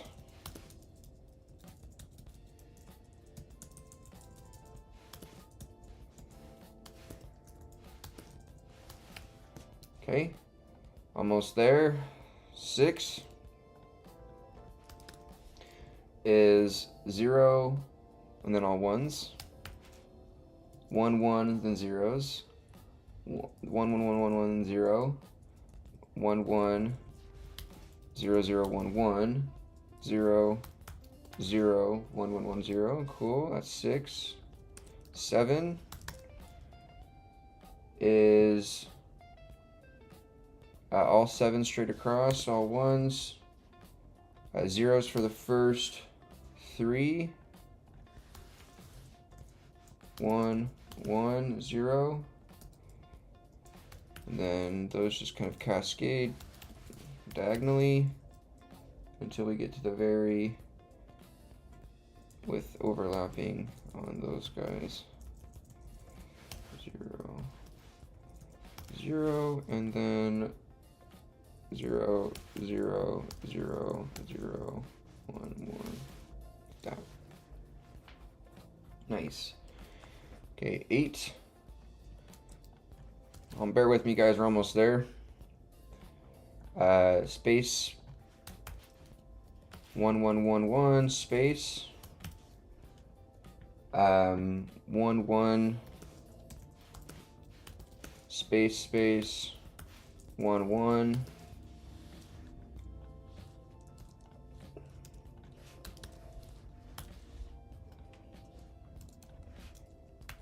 like that.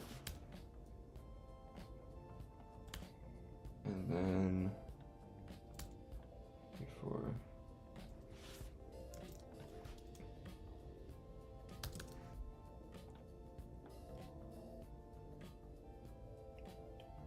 nice, that's 8. 9. Okay, 0 1 1 1 nice. 1 1 0 0 1 1 0 1 1 1 1 1 0 0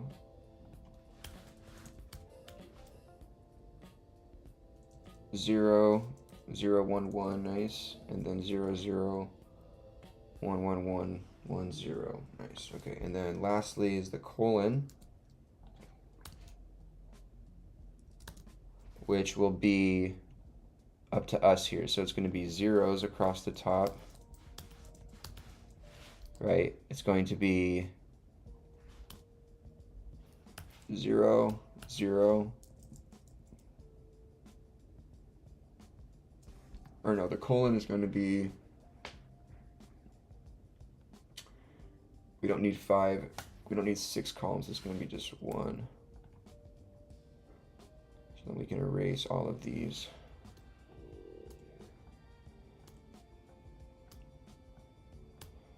Right, and then we'll put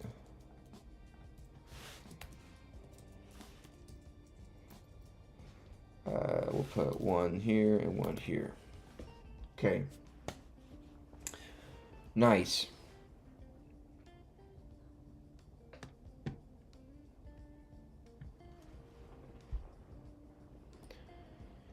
All right, nice. So now we have multi-dimensional arrays for each of the numbers. And let's go back here. So we have the hours that we're getting extracted into the hour values here.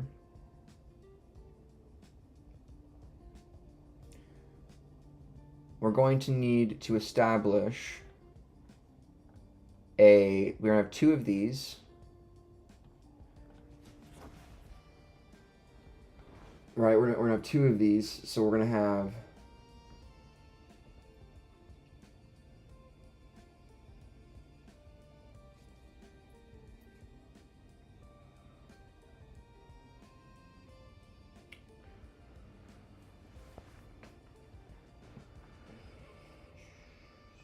$12 columns, 13 columns total. Two numbers,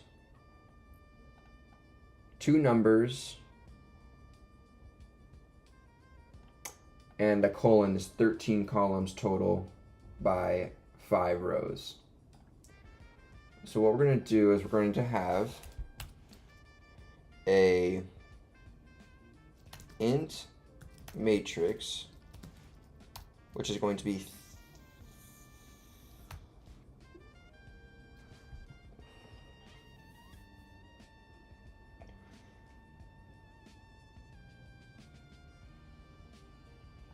hold on, this is 5 rows by 6 columns. My bad. 5 rows by 6 columns.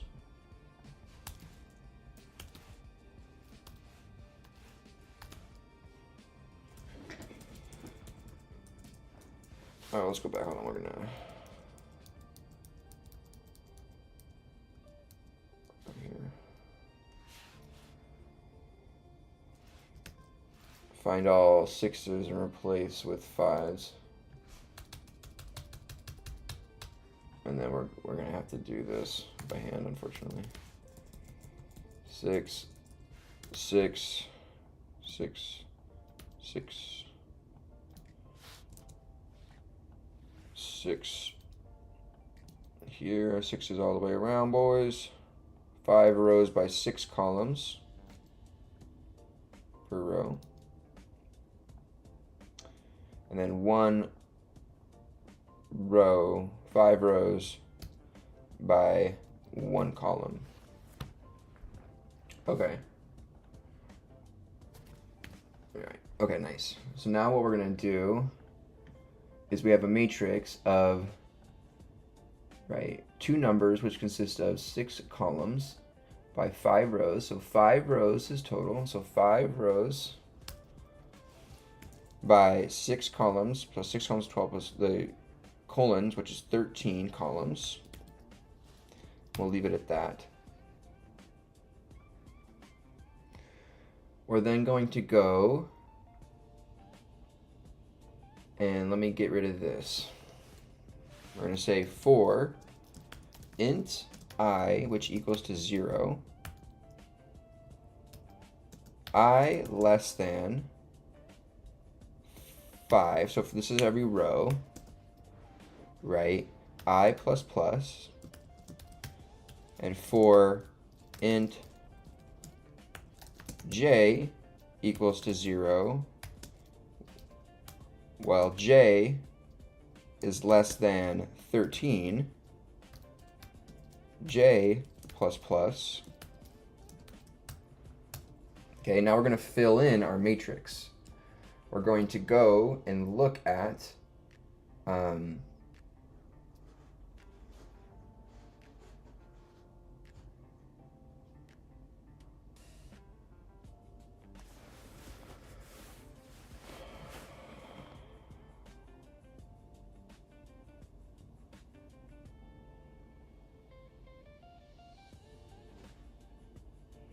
so what do I want to do here? I want to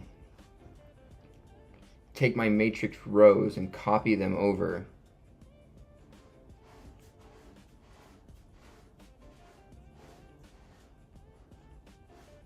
Copy them over, or just print out that memory location reference for that row. So I want to go into the matrix.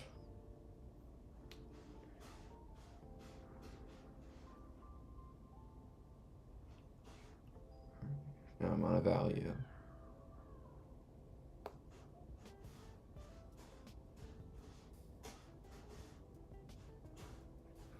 Okay, so what I'm going to do actually is go...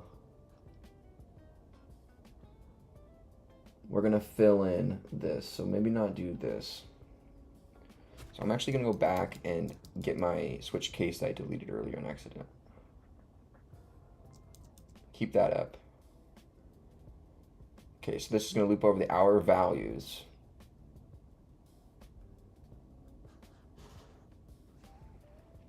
We're then going to go into our matrix. If the case is 0, we're going to go matrix index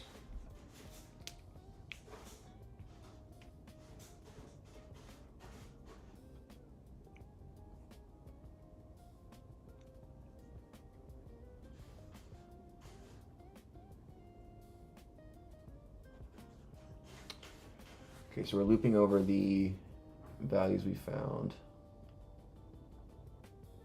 which we're getting out right here.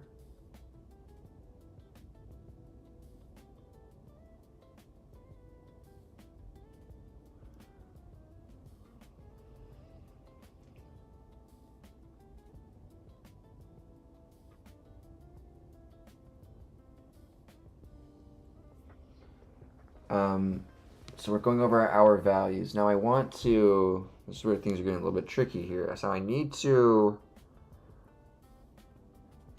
have identified what the hour values are. Okay. So now I need to fill into my matrix the corresponding values for each of the hour values in matrix.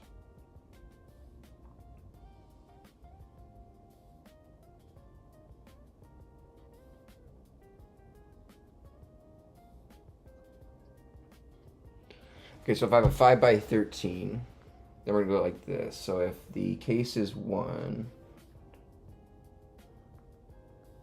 we just need to say 4.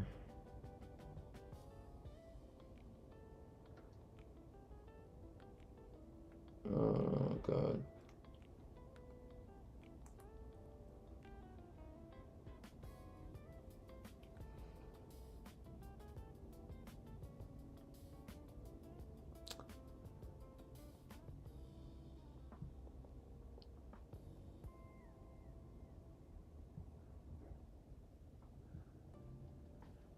I need rate every time I use that. Okay, so if I were to, how long have I been going for? 2 hours? Okay, I'll stop here soon. So I need to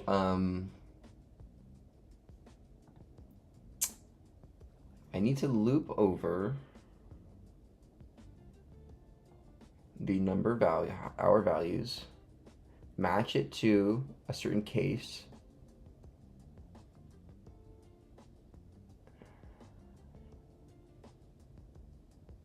and then use a loop to go ahead and access that macro and loop all of the values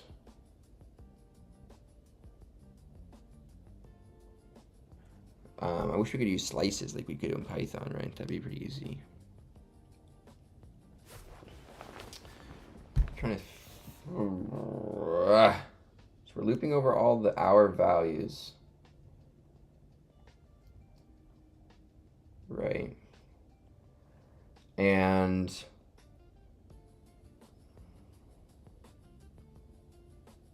no, so if the hour value is one of these,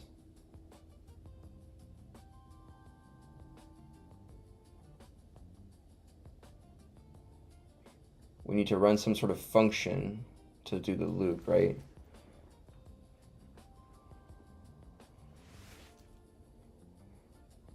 So it'd be like for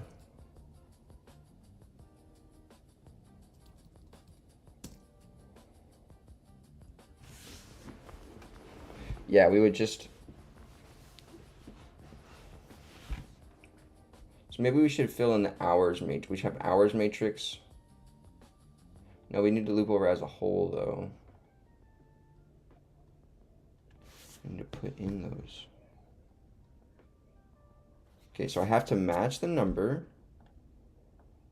So let me just do this.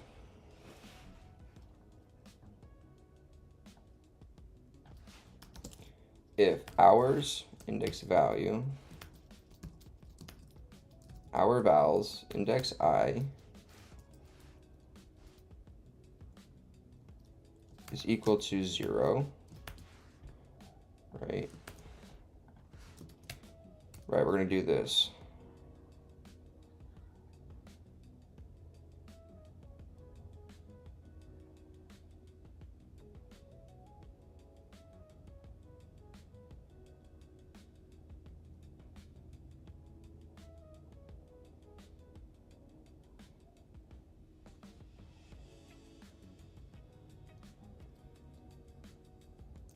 If it's 0, we're going to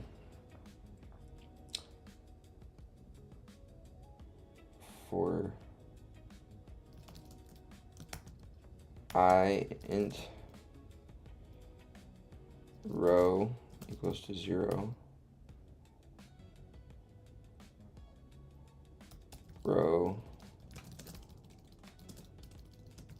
less than, what's the length of the row?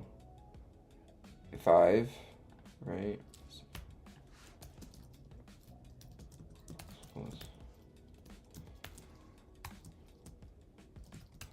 Okay, what we're going to do is loop over the hour value, which will be, if it's 0, we're going to do 0 index of row equals to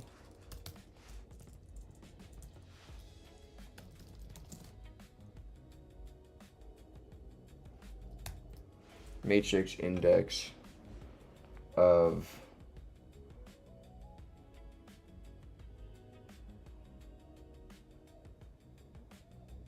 this is 5 by 13.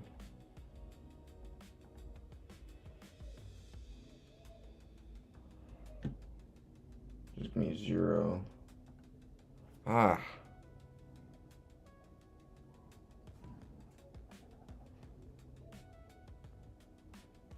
Function that returns the correct row of characters.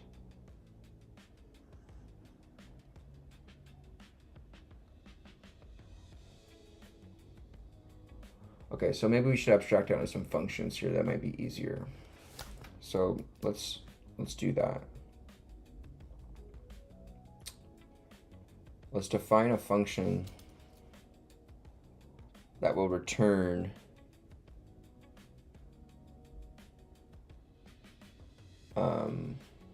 an array, right? So if we want to return an array, how would you define an array return?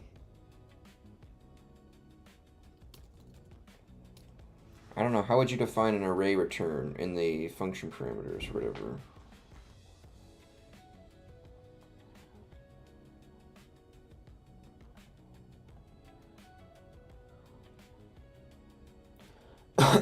No, how would you define that, Mr. John?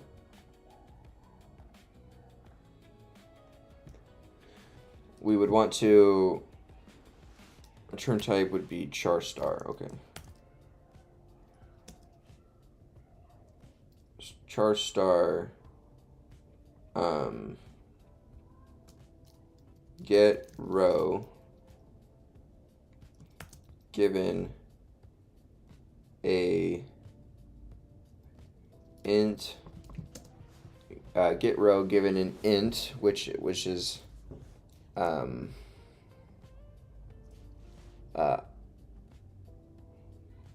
I, and a char, no, an int ch,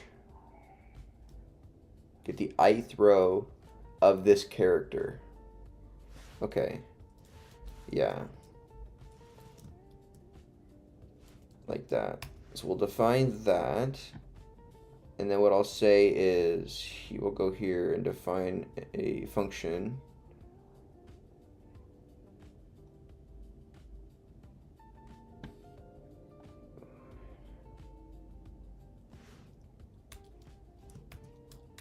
we'll define a function here, right, called getRow. I have to do the definition again? How do you do that?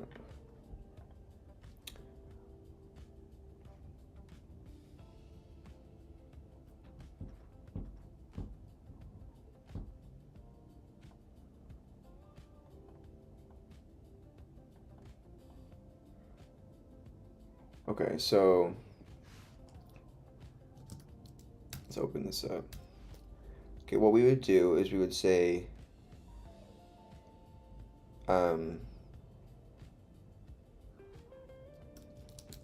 we would have switch on the character. We would have case of 0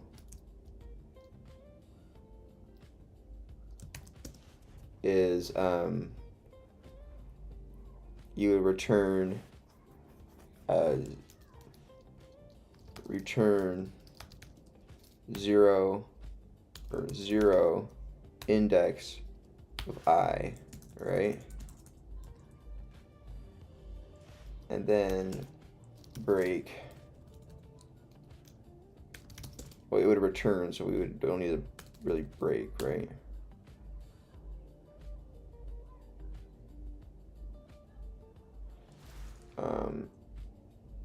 Or would it return back to this function? How would that work? Would it return this to the, like, or in this substatement, or? So in case of 1, we would do 1. In case of 2, obviously, right? So on and so forth.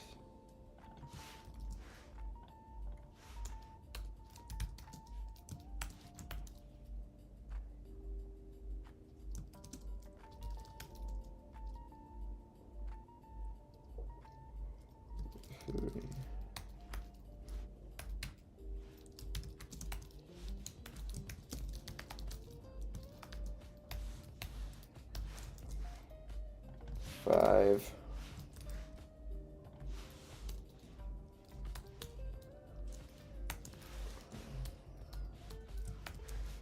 6.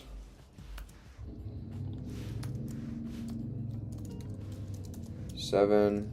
8, 9. Colon.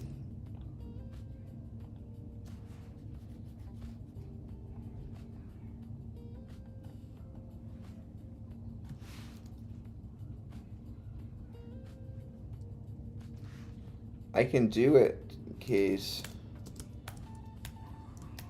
Colon.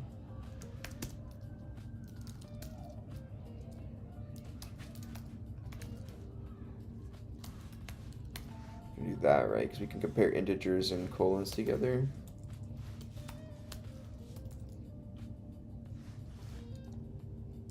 Okay, so 0, 1 through 9 with a colon.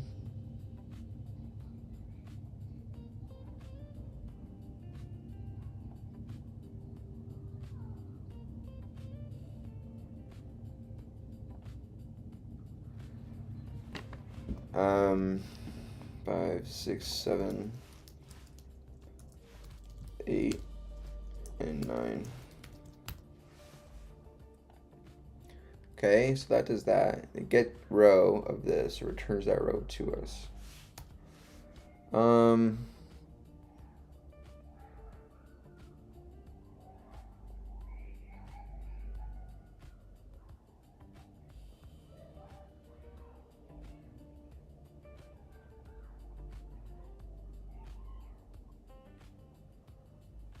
So that would get every row. Okay. What's your every hour value? Okay, we've identified the hour value.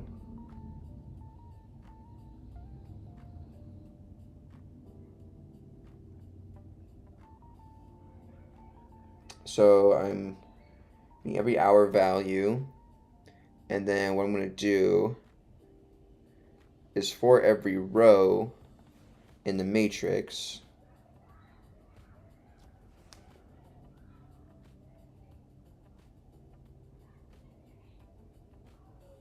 return the whole row.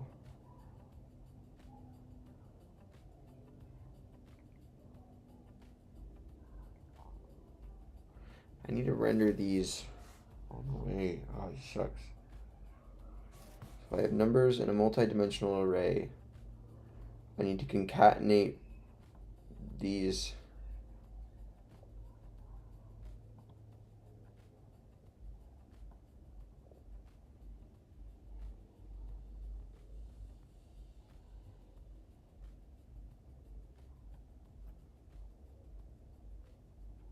Dang it. Let's think here. So we have a matrix with 5 rows and 13 columns.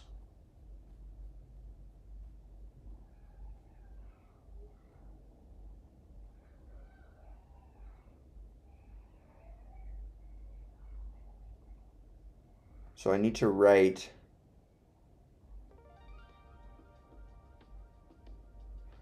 the first chunk and the second chunk.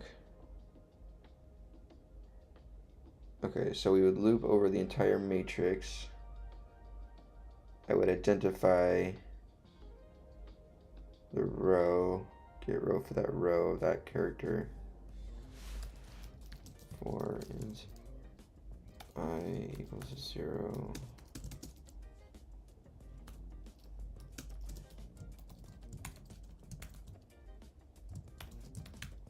I plus plus.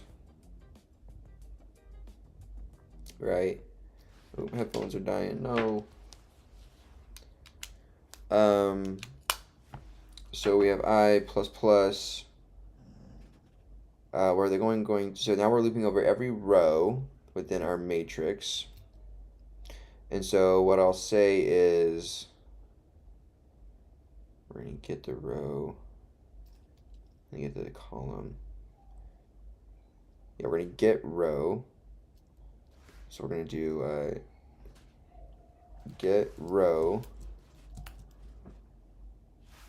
We'll say char row equals to get row of I given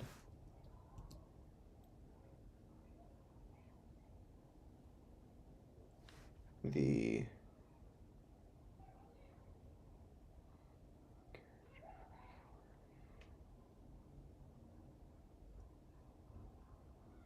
we need to loop over every character in hour values. And then every character in the hour values, we're going to loop 5 over all the rows in the matrix. Okay, so if we have, let's define this matrix out here. Take this. We're looping over every character, right? So for every character in our hours values, we're going to extract out the hour that we need, right? Now we have the hour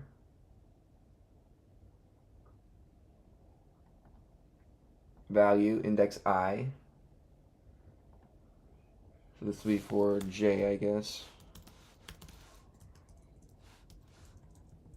J. Get row of J here. And for character equal to characters equal to the hour value index of I, right? So now we're getting the row for that character. That'll return the char row.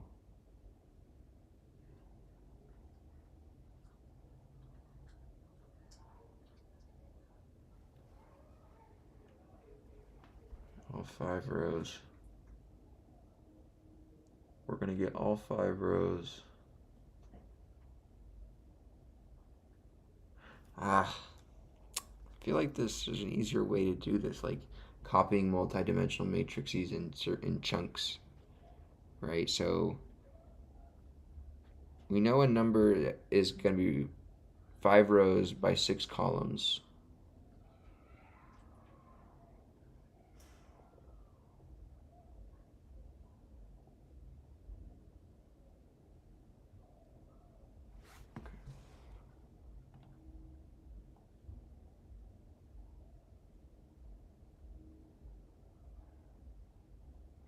Let me do actually, hold on. So hour value, we have the hour.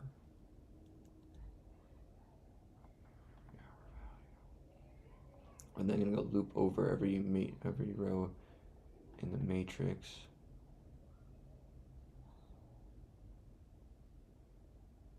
For column.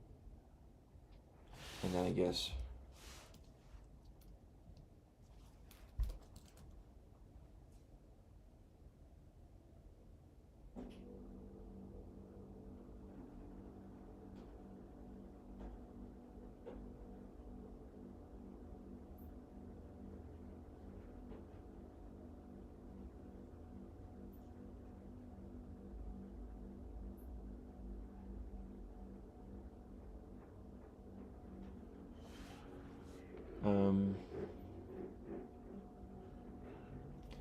okay, so we've already established the hour value that we want.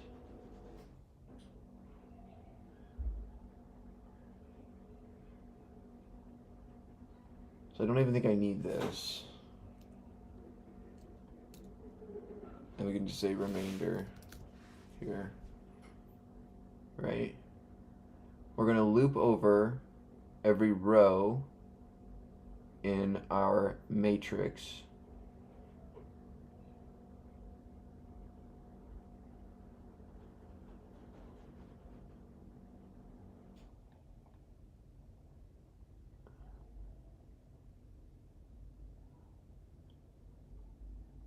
Right.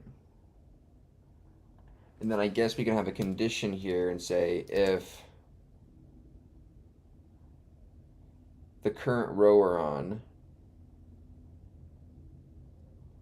no, if the current I value we're on is the second value, then we need to loop the columns from 7 forward or 6 forward. So if I is equal to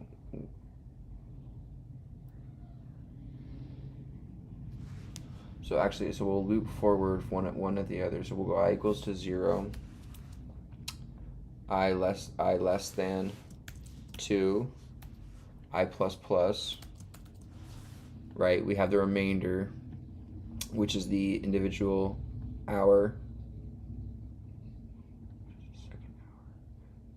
Ooh, I don't want to write that one first. I want to go.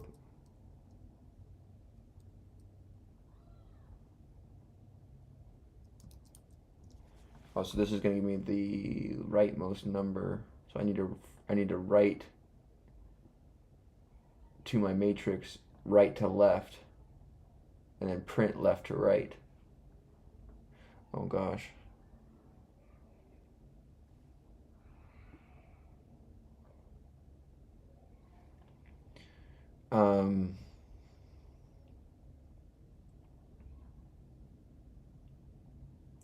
So we're looping over every hour value because it's 2 digits and extracting out each individual hour value.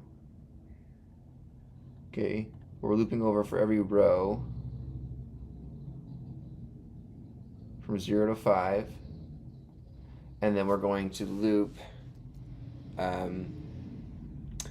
so if I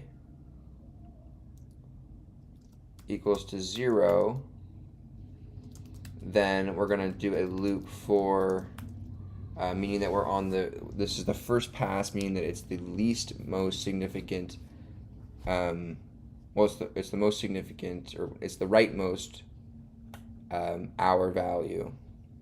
And so what we're going to need to do is say for if it's equal to 0, we're on the rightmost hour value. We need to go from values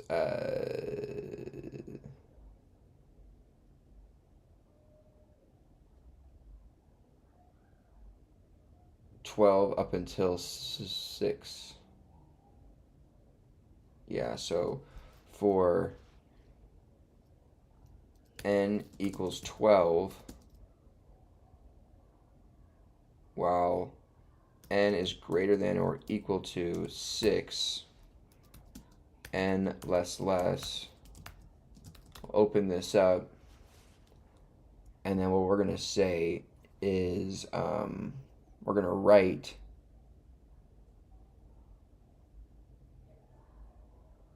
we're going to write um,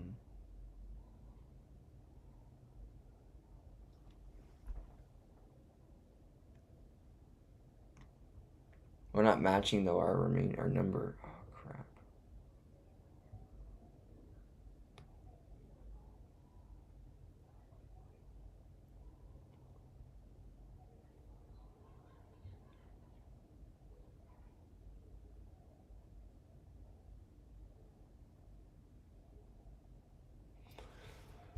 Like we could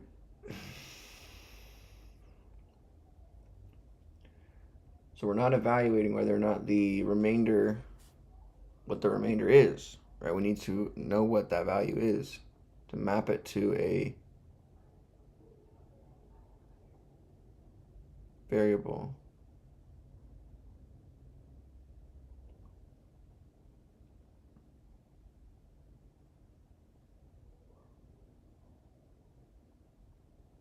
So where would I put that though? So I would have, you would do this no matter.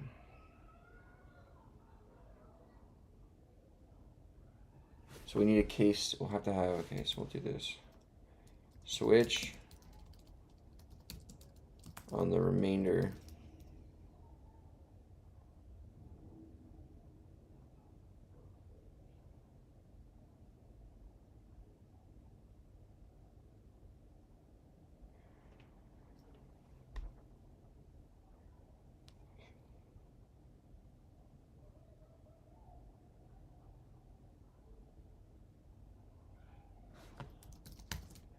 Switch on the remainder.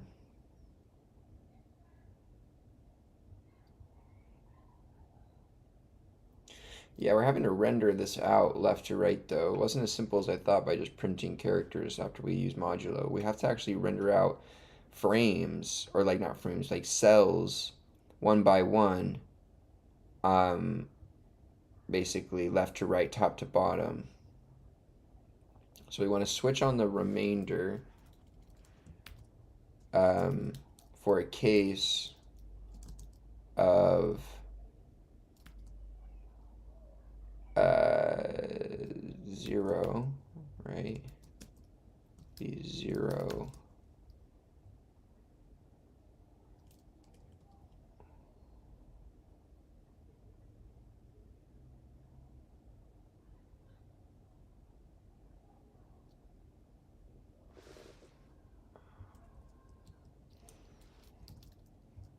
What if I like did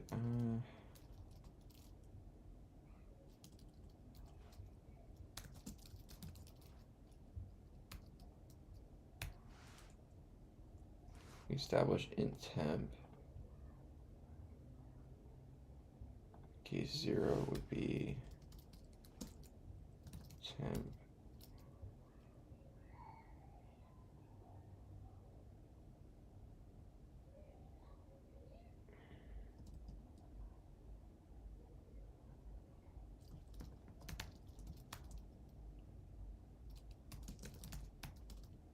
Right.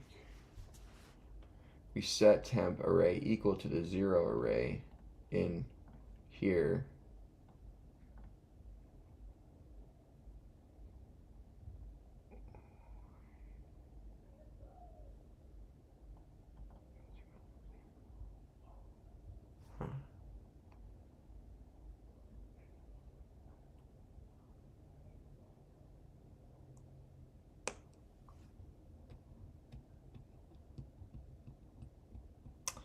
I don't know, I'm struggling with this. So my dilemma is I'm trying to, so I have an overall matrix, which is 5 rows, because no, that's the maximum that the display is going to be is 5 rows.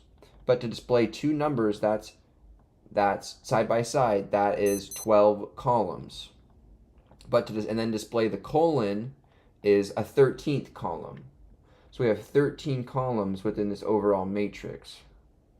Now I need to fill in all of the values of the matrix, half of them with the character on the left, half of them with the character on the right, and then the middle row with the colons. So maybe I'll loop through the first half of matrices, access the character value. We first need to identify the characters and match them to our array. I go to the bathroom now. Ugh. I go to the bathroom now. Okay, I gotta go to the restroom, yo. It's been like 2.5 hours here. Okay, let me back up. Back it up. Back it up. Back that thing up. So we want to loop over the first half of our matrix and insert the rightmost character, but that's not how it's going to work because we need to. So let me go back to what I had before for the hour value array. That was actually kind of helpful because I had it in the order to be printed once I had that. So let me go back. There we go. Hour values. There we go. Like that. Right? So now we have all of our hour values in order.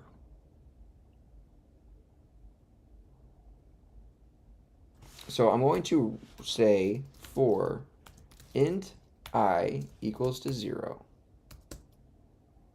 I less than, what is going to be the cutoff? 6, I plus plus, right? Now this will loop over the first half of our matrix. So this is going to go also for j equals to 0, j. I flash my recent you leaves emojis. It's just like the water emoji, eggplant emoji, buns emoji, peach emoji. It's just like freak emojis in my recent. It's like how do I get back to that? What was it? Yeah, it's like my most recent UG are just like sexual innuendos, like bro, euphemisms. Come on, man. J is less than. So sorry, we're gonna loop over all of the rows. So this will be 5 rows by 6 columns. Yes. Yes. Yes. I think, okay? Now we're going to fill in.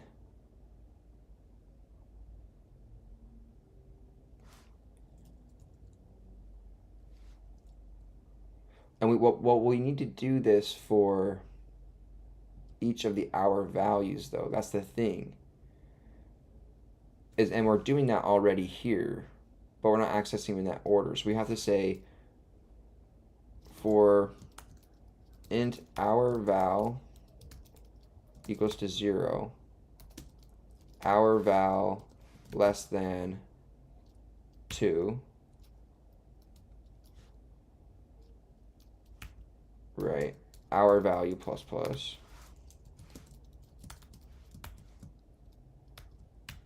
Okay, and then for every hour value, we're gonna loop over, and we're gonna say if hour value is equal to 1, then we're gonna loop from, or if it's 0, we're gonna loop from 0 to 6 for our j value, and if the hour value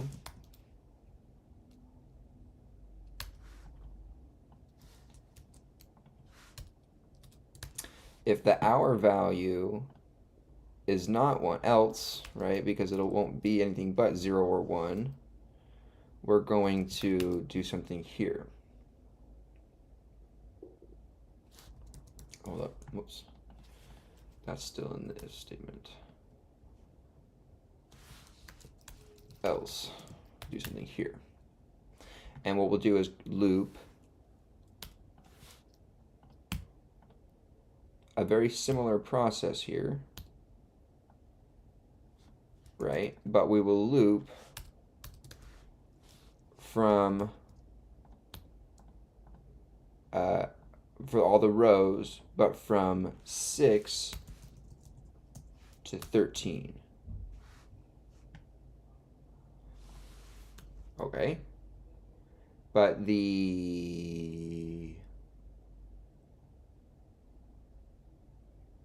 But not fill in the column, right? We're not going to fill in the colon, so we're going to go 7 to 13, 7, 8, 7, 8, 7, 8, 9, 10, 11, 12. Yeah, perfect, 6, okay.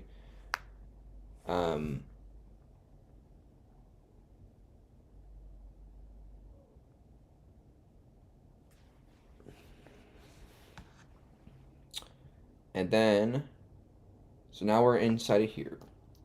Perfect. So we can access the matrix index of I, index of j is equal to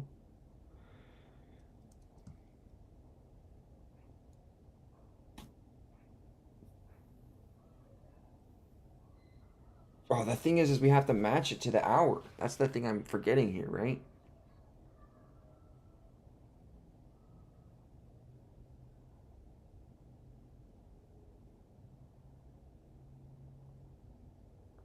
All right, I need to get better. I'm just not that good at it. I haven't gotten to the part in C about functions yet. We can write some basic functions, but I'm pretty slow at writing them in here because like I'm not sure what is allowed and what isn't. Like with certain type definitions and like none equals to defaults and stuff. Like I need some more, a little bit more info. But so if this loops over the matrix and copies the value of some number, right? Index of I, index of j into this matrix, right? Now we need to establish what that number is.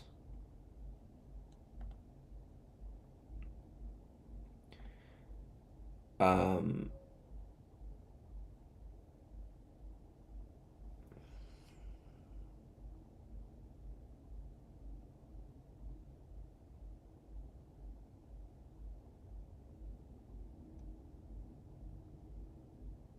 right? So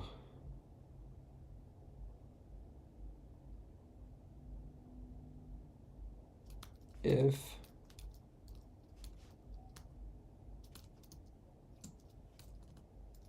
I guess we have to do the switch hour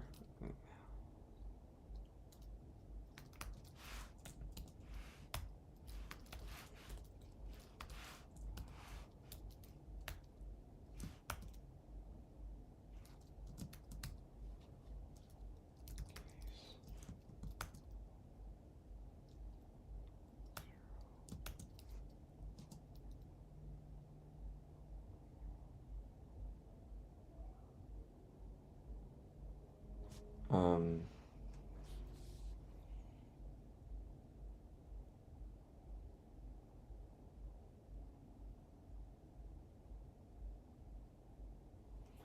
we're going to do this.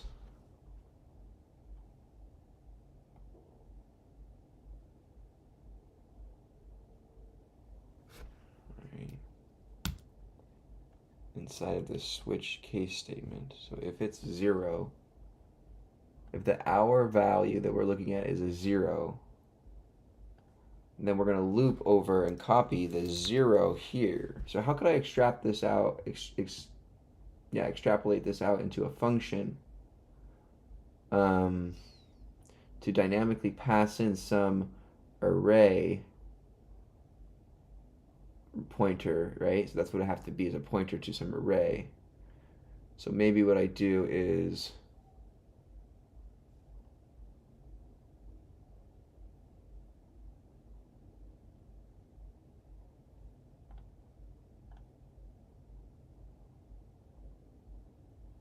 maybe we just remove all of these defines.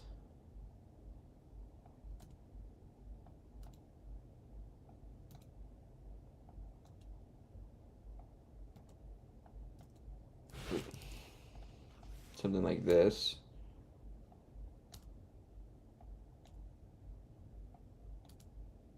we take all of these into our main function.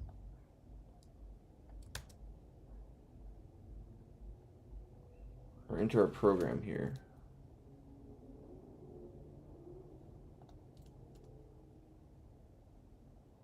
Does it have to be inside of the function main?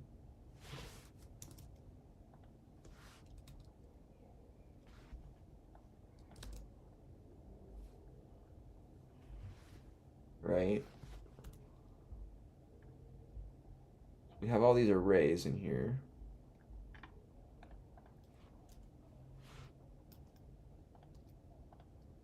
Does prettier work for C?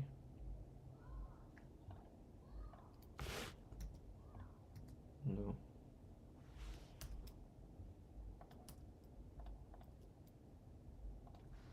Four, 5, 6, 7, 8, 9. Right?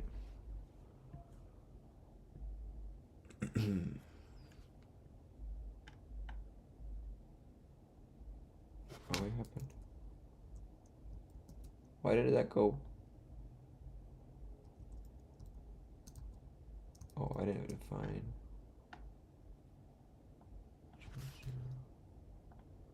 Because I had to do char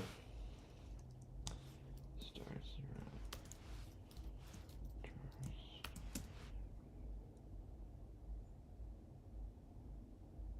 No, it's not an array of strings. It's just a char with ints. Array of integers. Like that, right?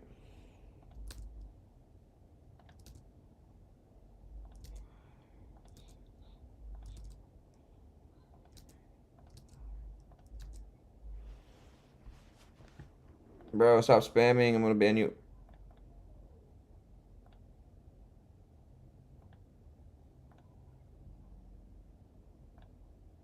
Timeout.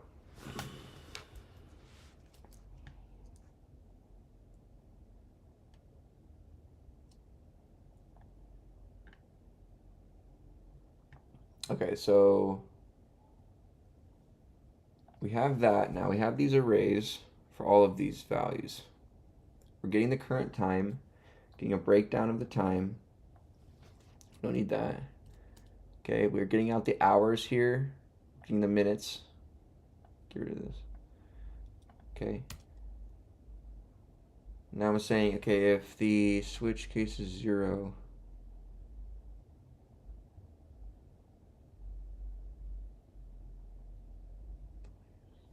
so we're gonna place hour, place for hour 1, place hour 2, place.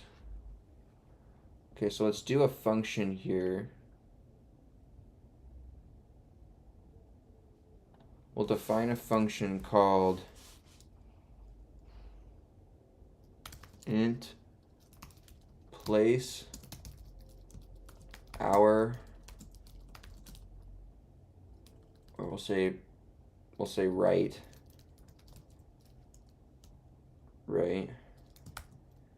and then what we'll do is we're going to take in a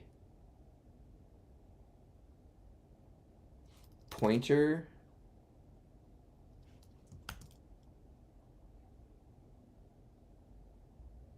to a array to write to.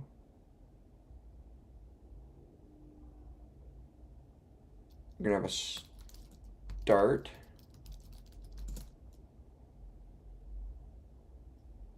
and int end, or we'll say int row. Well, I'll say r start, r int r end, int column start, int column end. Something like that.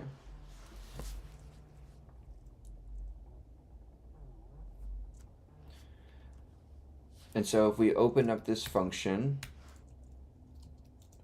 what's it going to do is it's going to say, okay, matrix is equal to the dereferencing of array,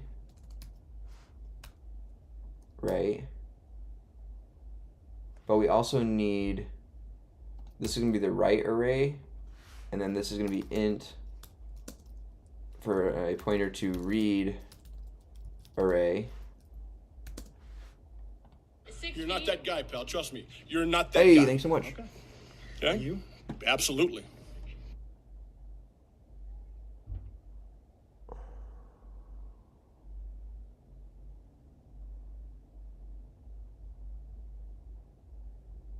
Okay.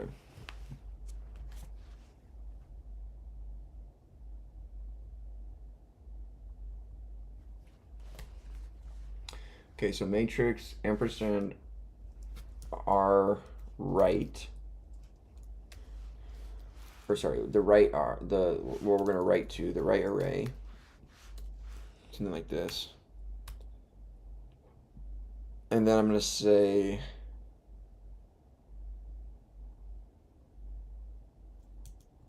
do I have to give this a type as well, or will it be inherited from the type of this?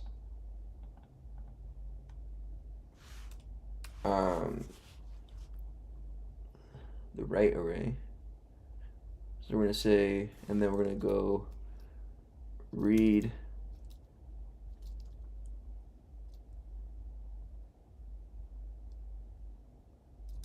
from is equal to ampersand read array. And we're going to say the length. And we have start and end. So we say for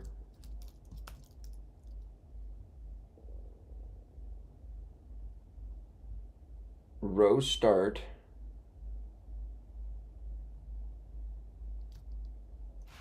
for our start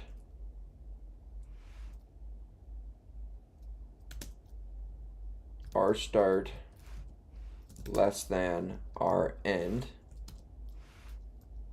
our start plus plus for C start less than C end,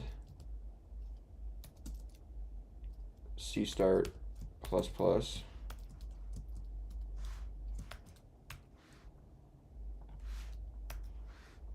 right. We're going to go matrix index. Maybe I don't even need to do this.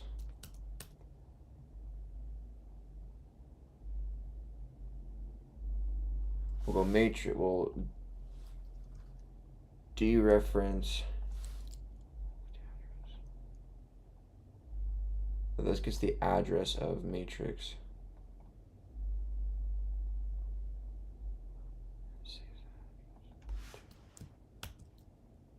Wait. Ampersand, I thought, gets the address of a variable. But if you apply an ampersand to a pointer, what happens? If you apply an ampersand, so this function is supposed to give in a pointer to an array to read from and an array to write to, given a read start and read end,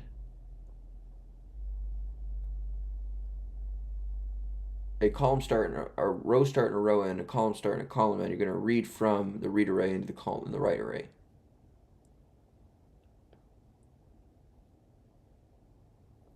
Ah!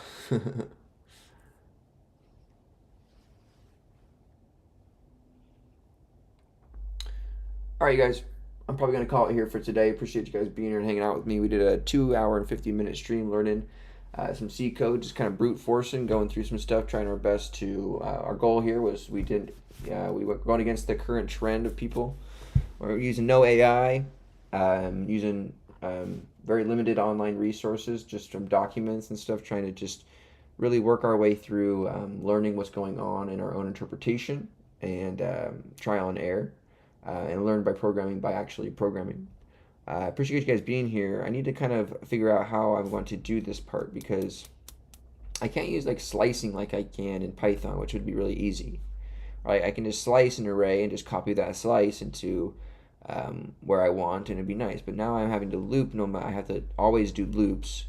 So I need to identify the proper way, and what part of the code is I'm going to be reusing, right? Um, so I need to match. What I have to do is I have to match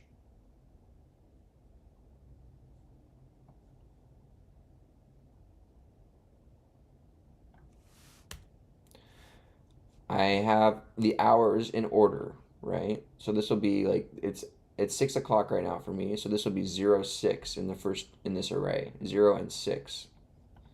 So then I'm gonna loop over every hour, match it to one of our variable arrays here, depending upon which one it is, using conditions. And then I need to loop through the chunk of my overall matrix that I want to actually write this submatrix into it.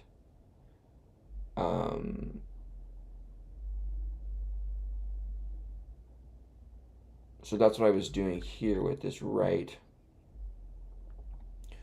We'll say write, what if I say our, oh yeah, so it would be right.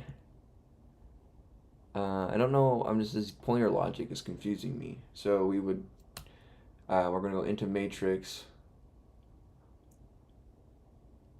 and we're going to save.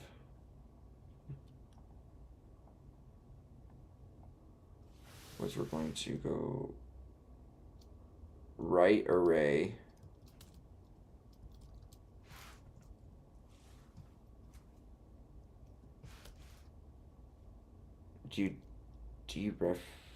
write array the value at write array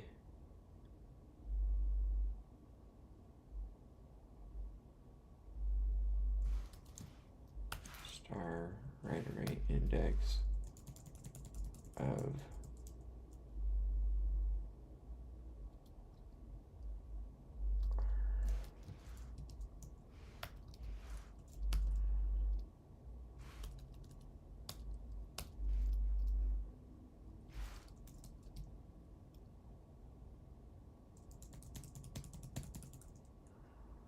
so we write the array for this is equal to the read array index of our start column end, right?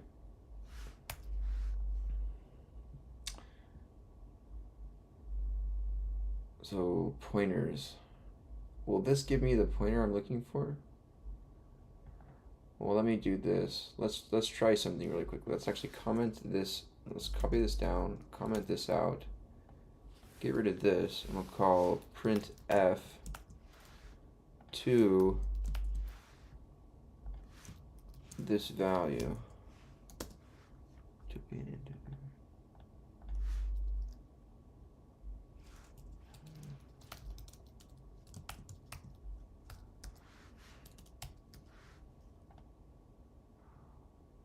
Okay, so then if I call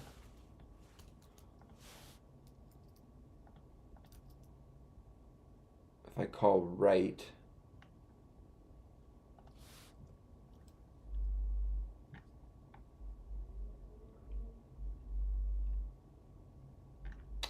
given the pointer of our current matrix, so we're going to call write. We're going to write, given the address of our write matrix that we're going to write into, we're going to give it the address of our we'll go 0. Right, we'll write the 0 matrix, and then we're going to start at 0, 0, 5, 0, and 6, like so.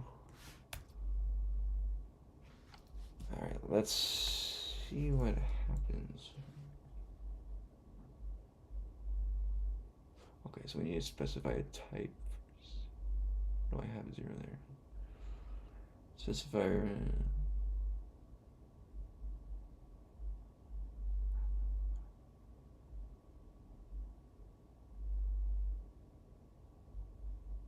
Type specifier missing, defaults to quote int. Oh, it's this.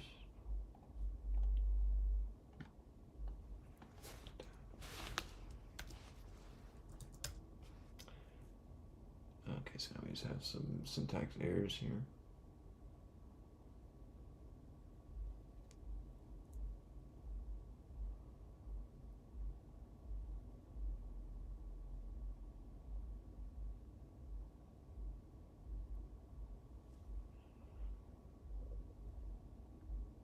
Oh boy.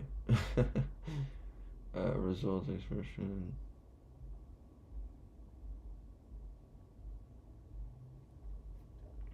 So expected a semicolon in for statement specifier.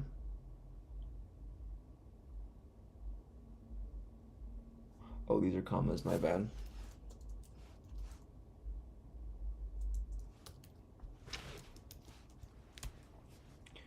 Okay. Scripted value is not an array, pointer, or vector. Or subscripted value is not an array, pointer, or vector. So if I just do this, what happens? Subscripted value is not an array, pointer, or vector.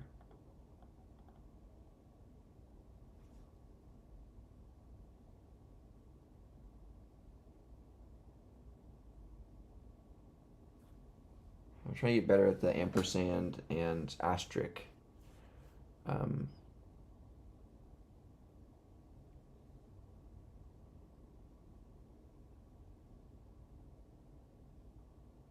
Expression result unused.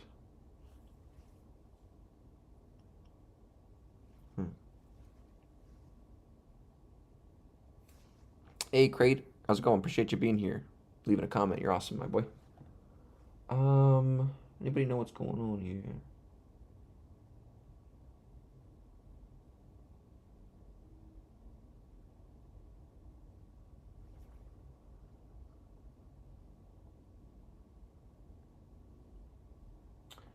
All right.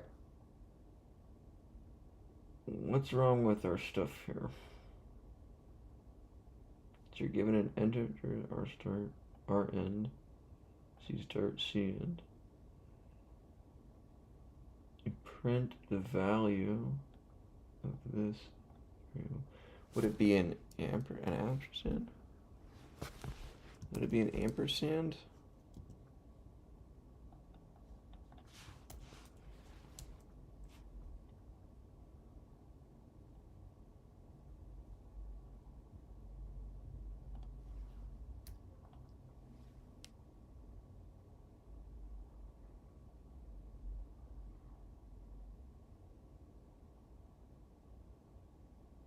Huh. Passing argument to parameter read array here.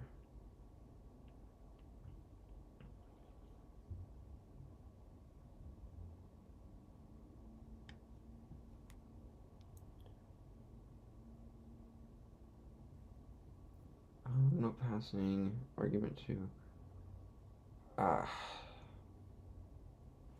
Okay, so subscripted value is not an array, pointer, or vector. So maybe it's what I'm putting in here. So I'm taking the matrix and using the address of matrix and the address of 0, I thought.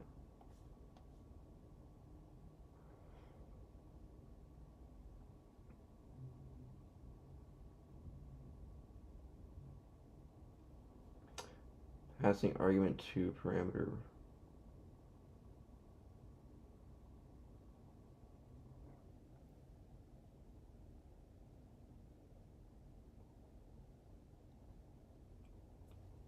Hmm.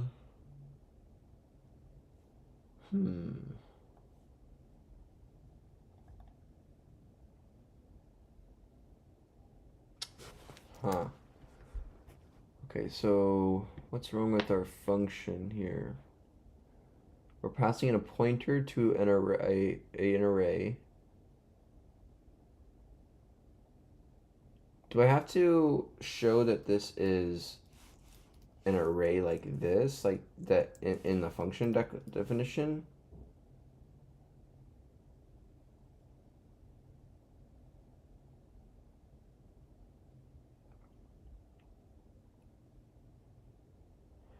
Or something?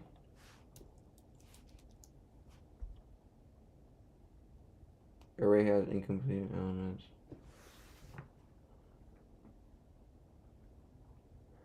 So do you have to pass in predetermined length values?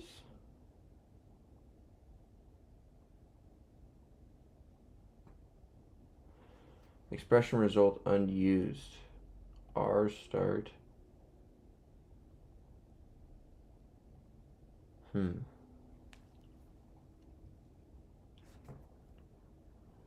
think you probably aren't dereferencing it in RR, maybe. Oh, in here? I don't know.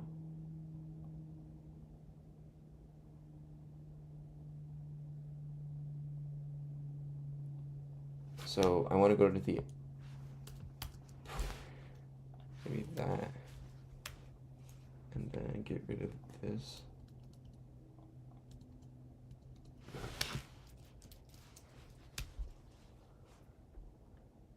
Subscripted values.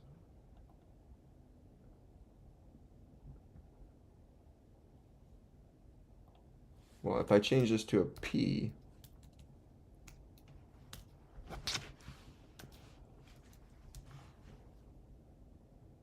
no, that didn't matter.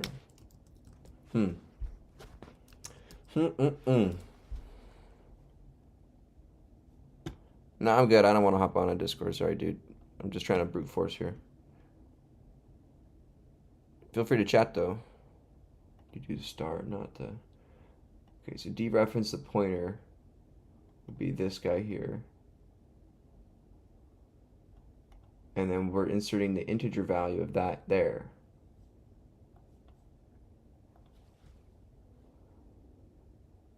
But we're still getting subscripted array, and then we're getting expression result is unused, expected semicolons at the end of something here.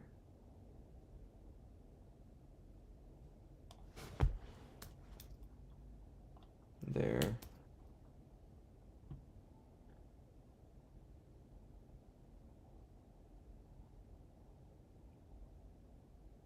We're going to take a memory of 0 and memory of right.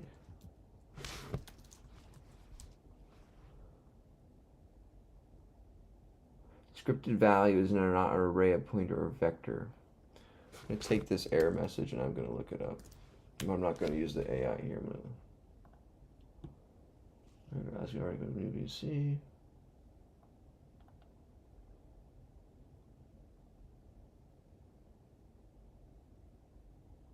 See, let's use subscripts. Use a subscript operator on arrays and pointers when you use the operator on a pointer. Resultant type is the type to which the pointer points to. For example, if you apply the bracket to int star, the result would be an int. That's precisely what's going on. You are passing int star, which corresponds to a vector of integers. Using subscript on it once makes it an int. You cannot pass that. So it would be...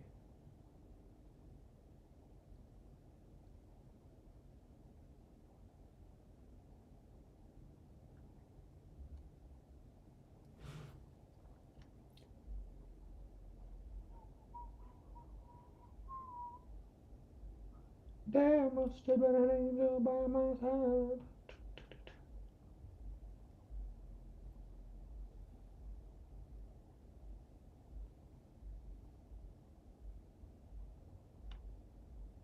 You're not passing your 2D array correctly. This should work for you. Star star the array. Star array with the blank. Okay. Star array with the blanks. This.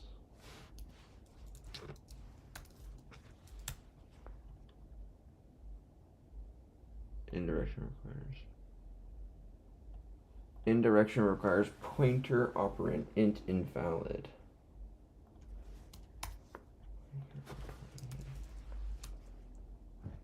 Indirection requires point int invalid.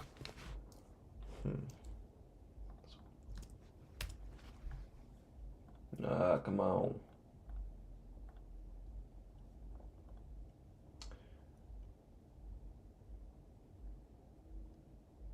The error occurs when you want to create a pointer to your variable by star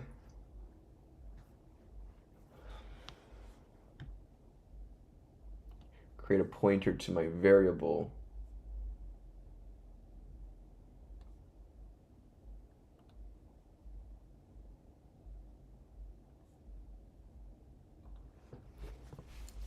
which would be the address of that. Okay.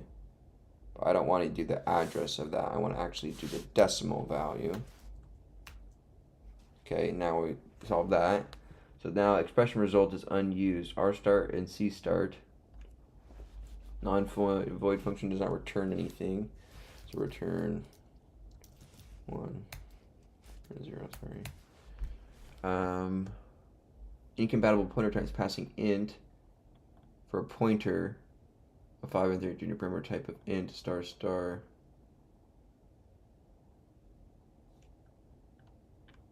We pass in right matrix given the address, I thought. That's not me to it.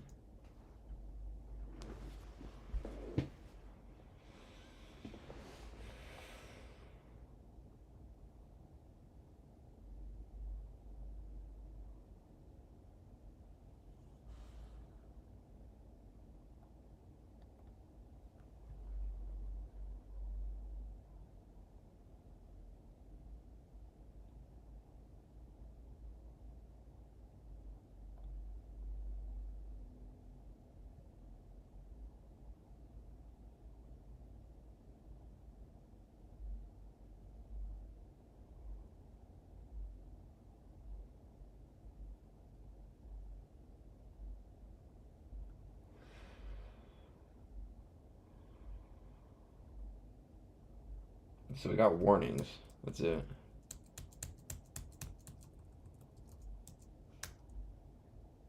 Segmentation fault.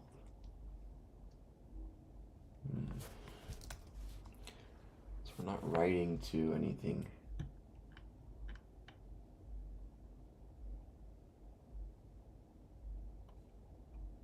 Right.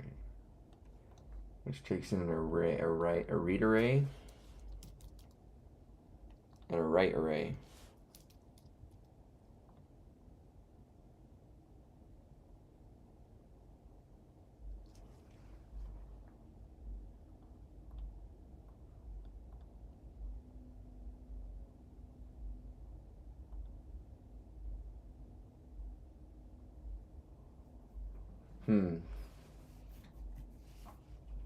Not sure.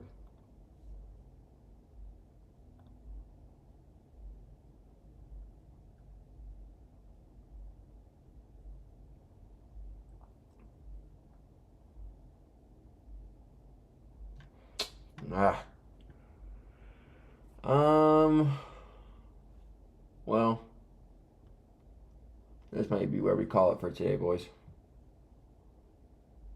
We need to get to the pointer chapter in the book. It's bottlenecking us on our projects, which is the next chapter. So we got to finish a couple more problems, and then we can come back to this project.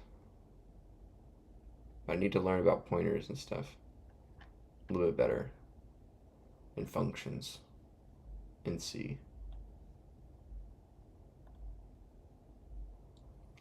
All right, guys. Thanks so much for being here. Appreciate you guys being here. I'll be back tomorrow. Maybe I'll come back later tonight for a little late night session, but probably not. Anyway, see you guys tomorrow. Make sure you subscribe if you enjoyed. I got a Discord link down below where you can get access to all of the resources I've been using so far to learn and teach myself computer science and programming, starting with Python and now into C. Been building a lot of cool projects, full stack projects, C projects, Python scripts, everything. So if you're enjoying, please subscribe, and I will see you guys tomorrow. Thanks so much, guys.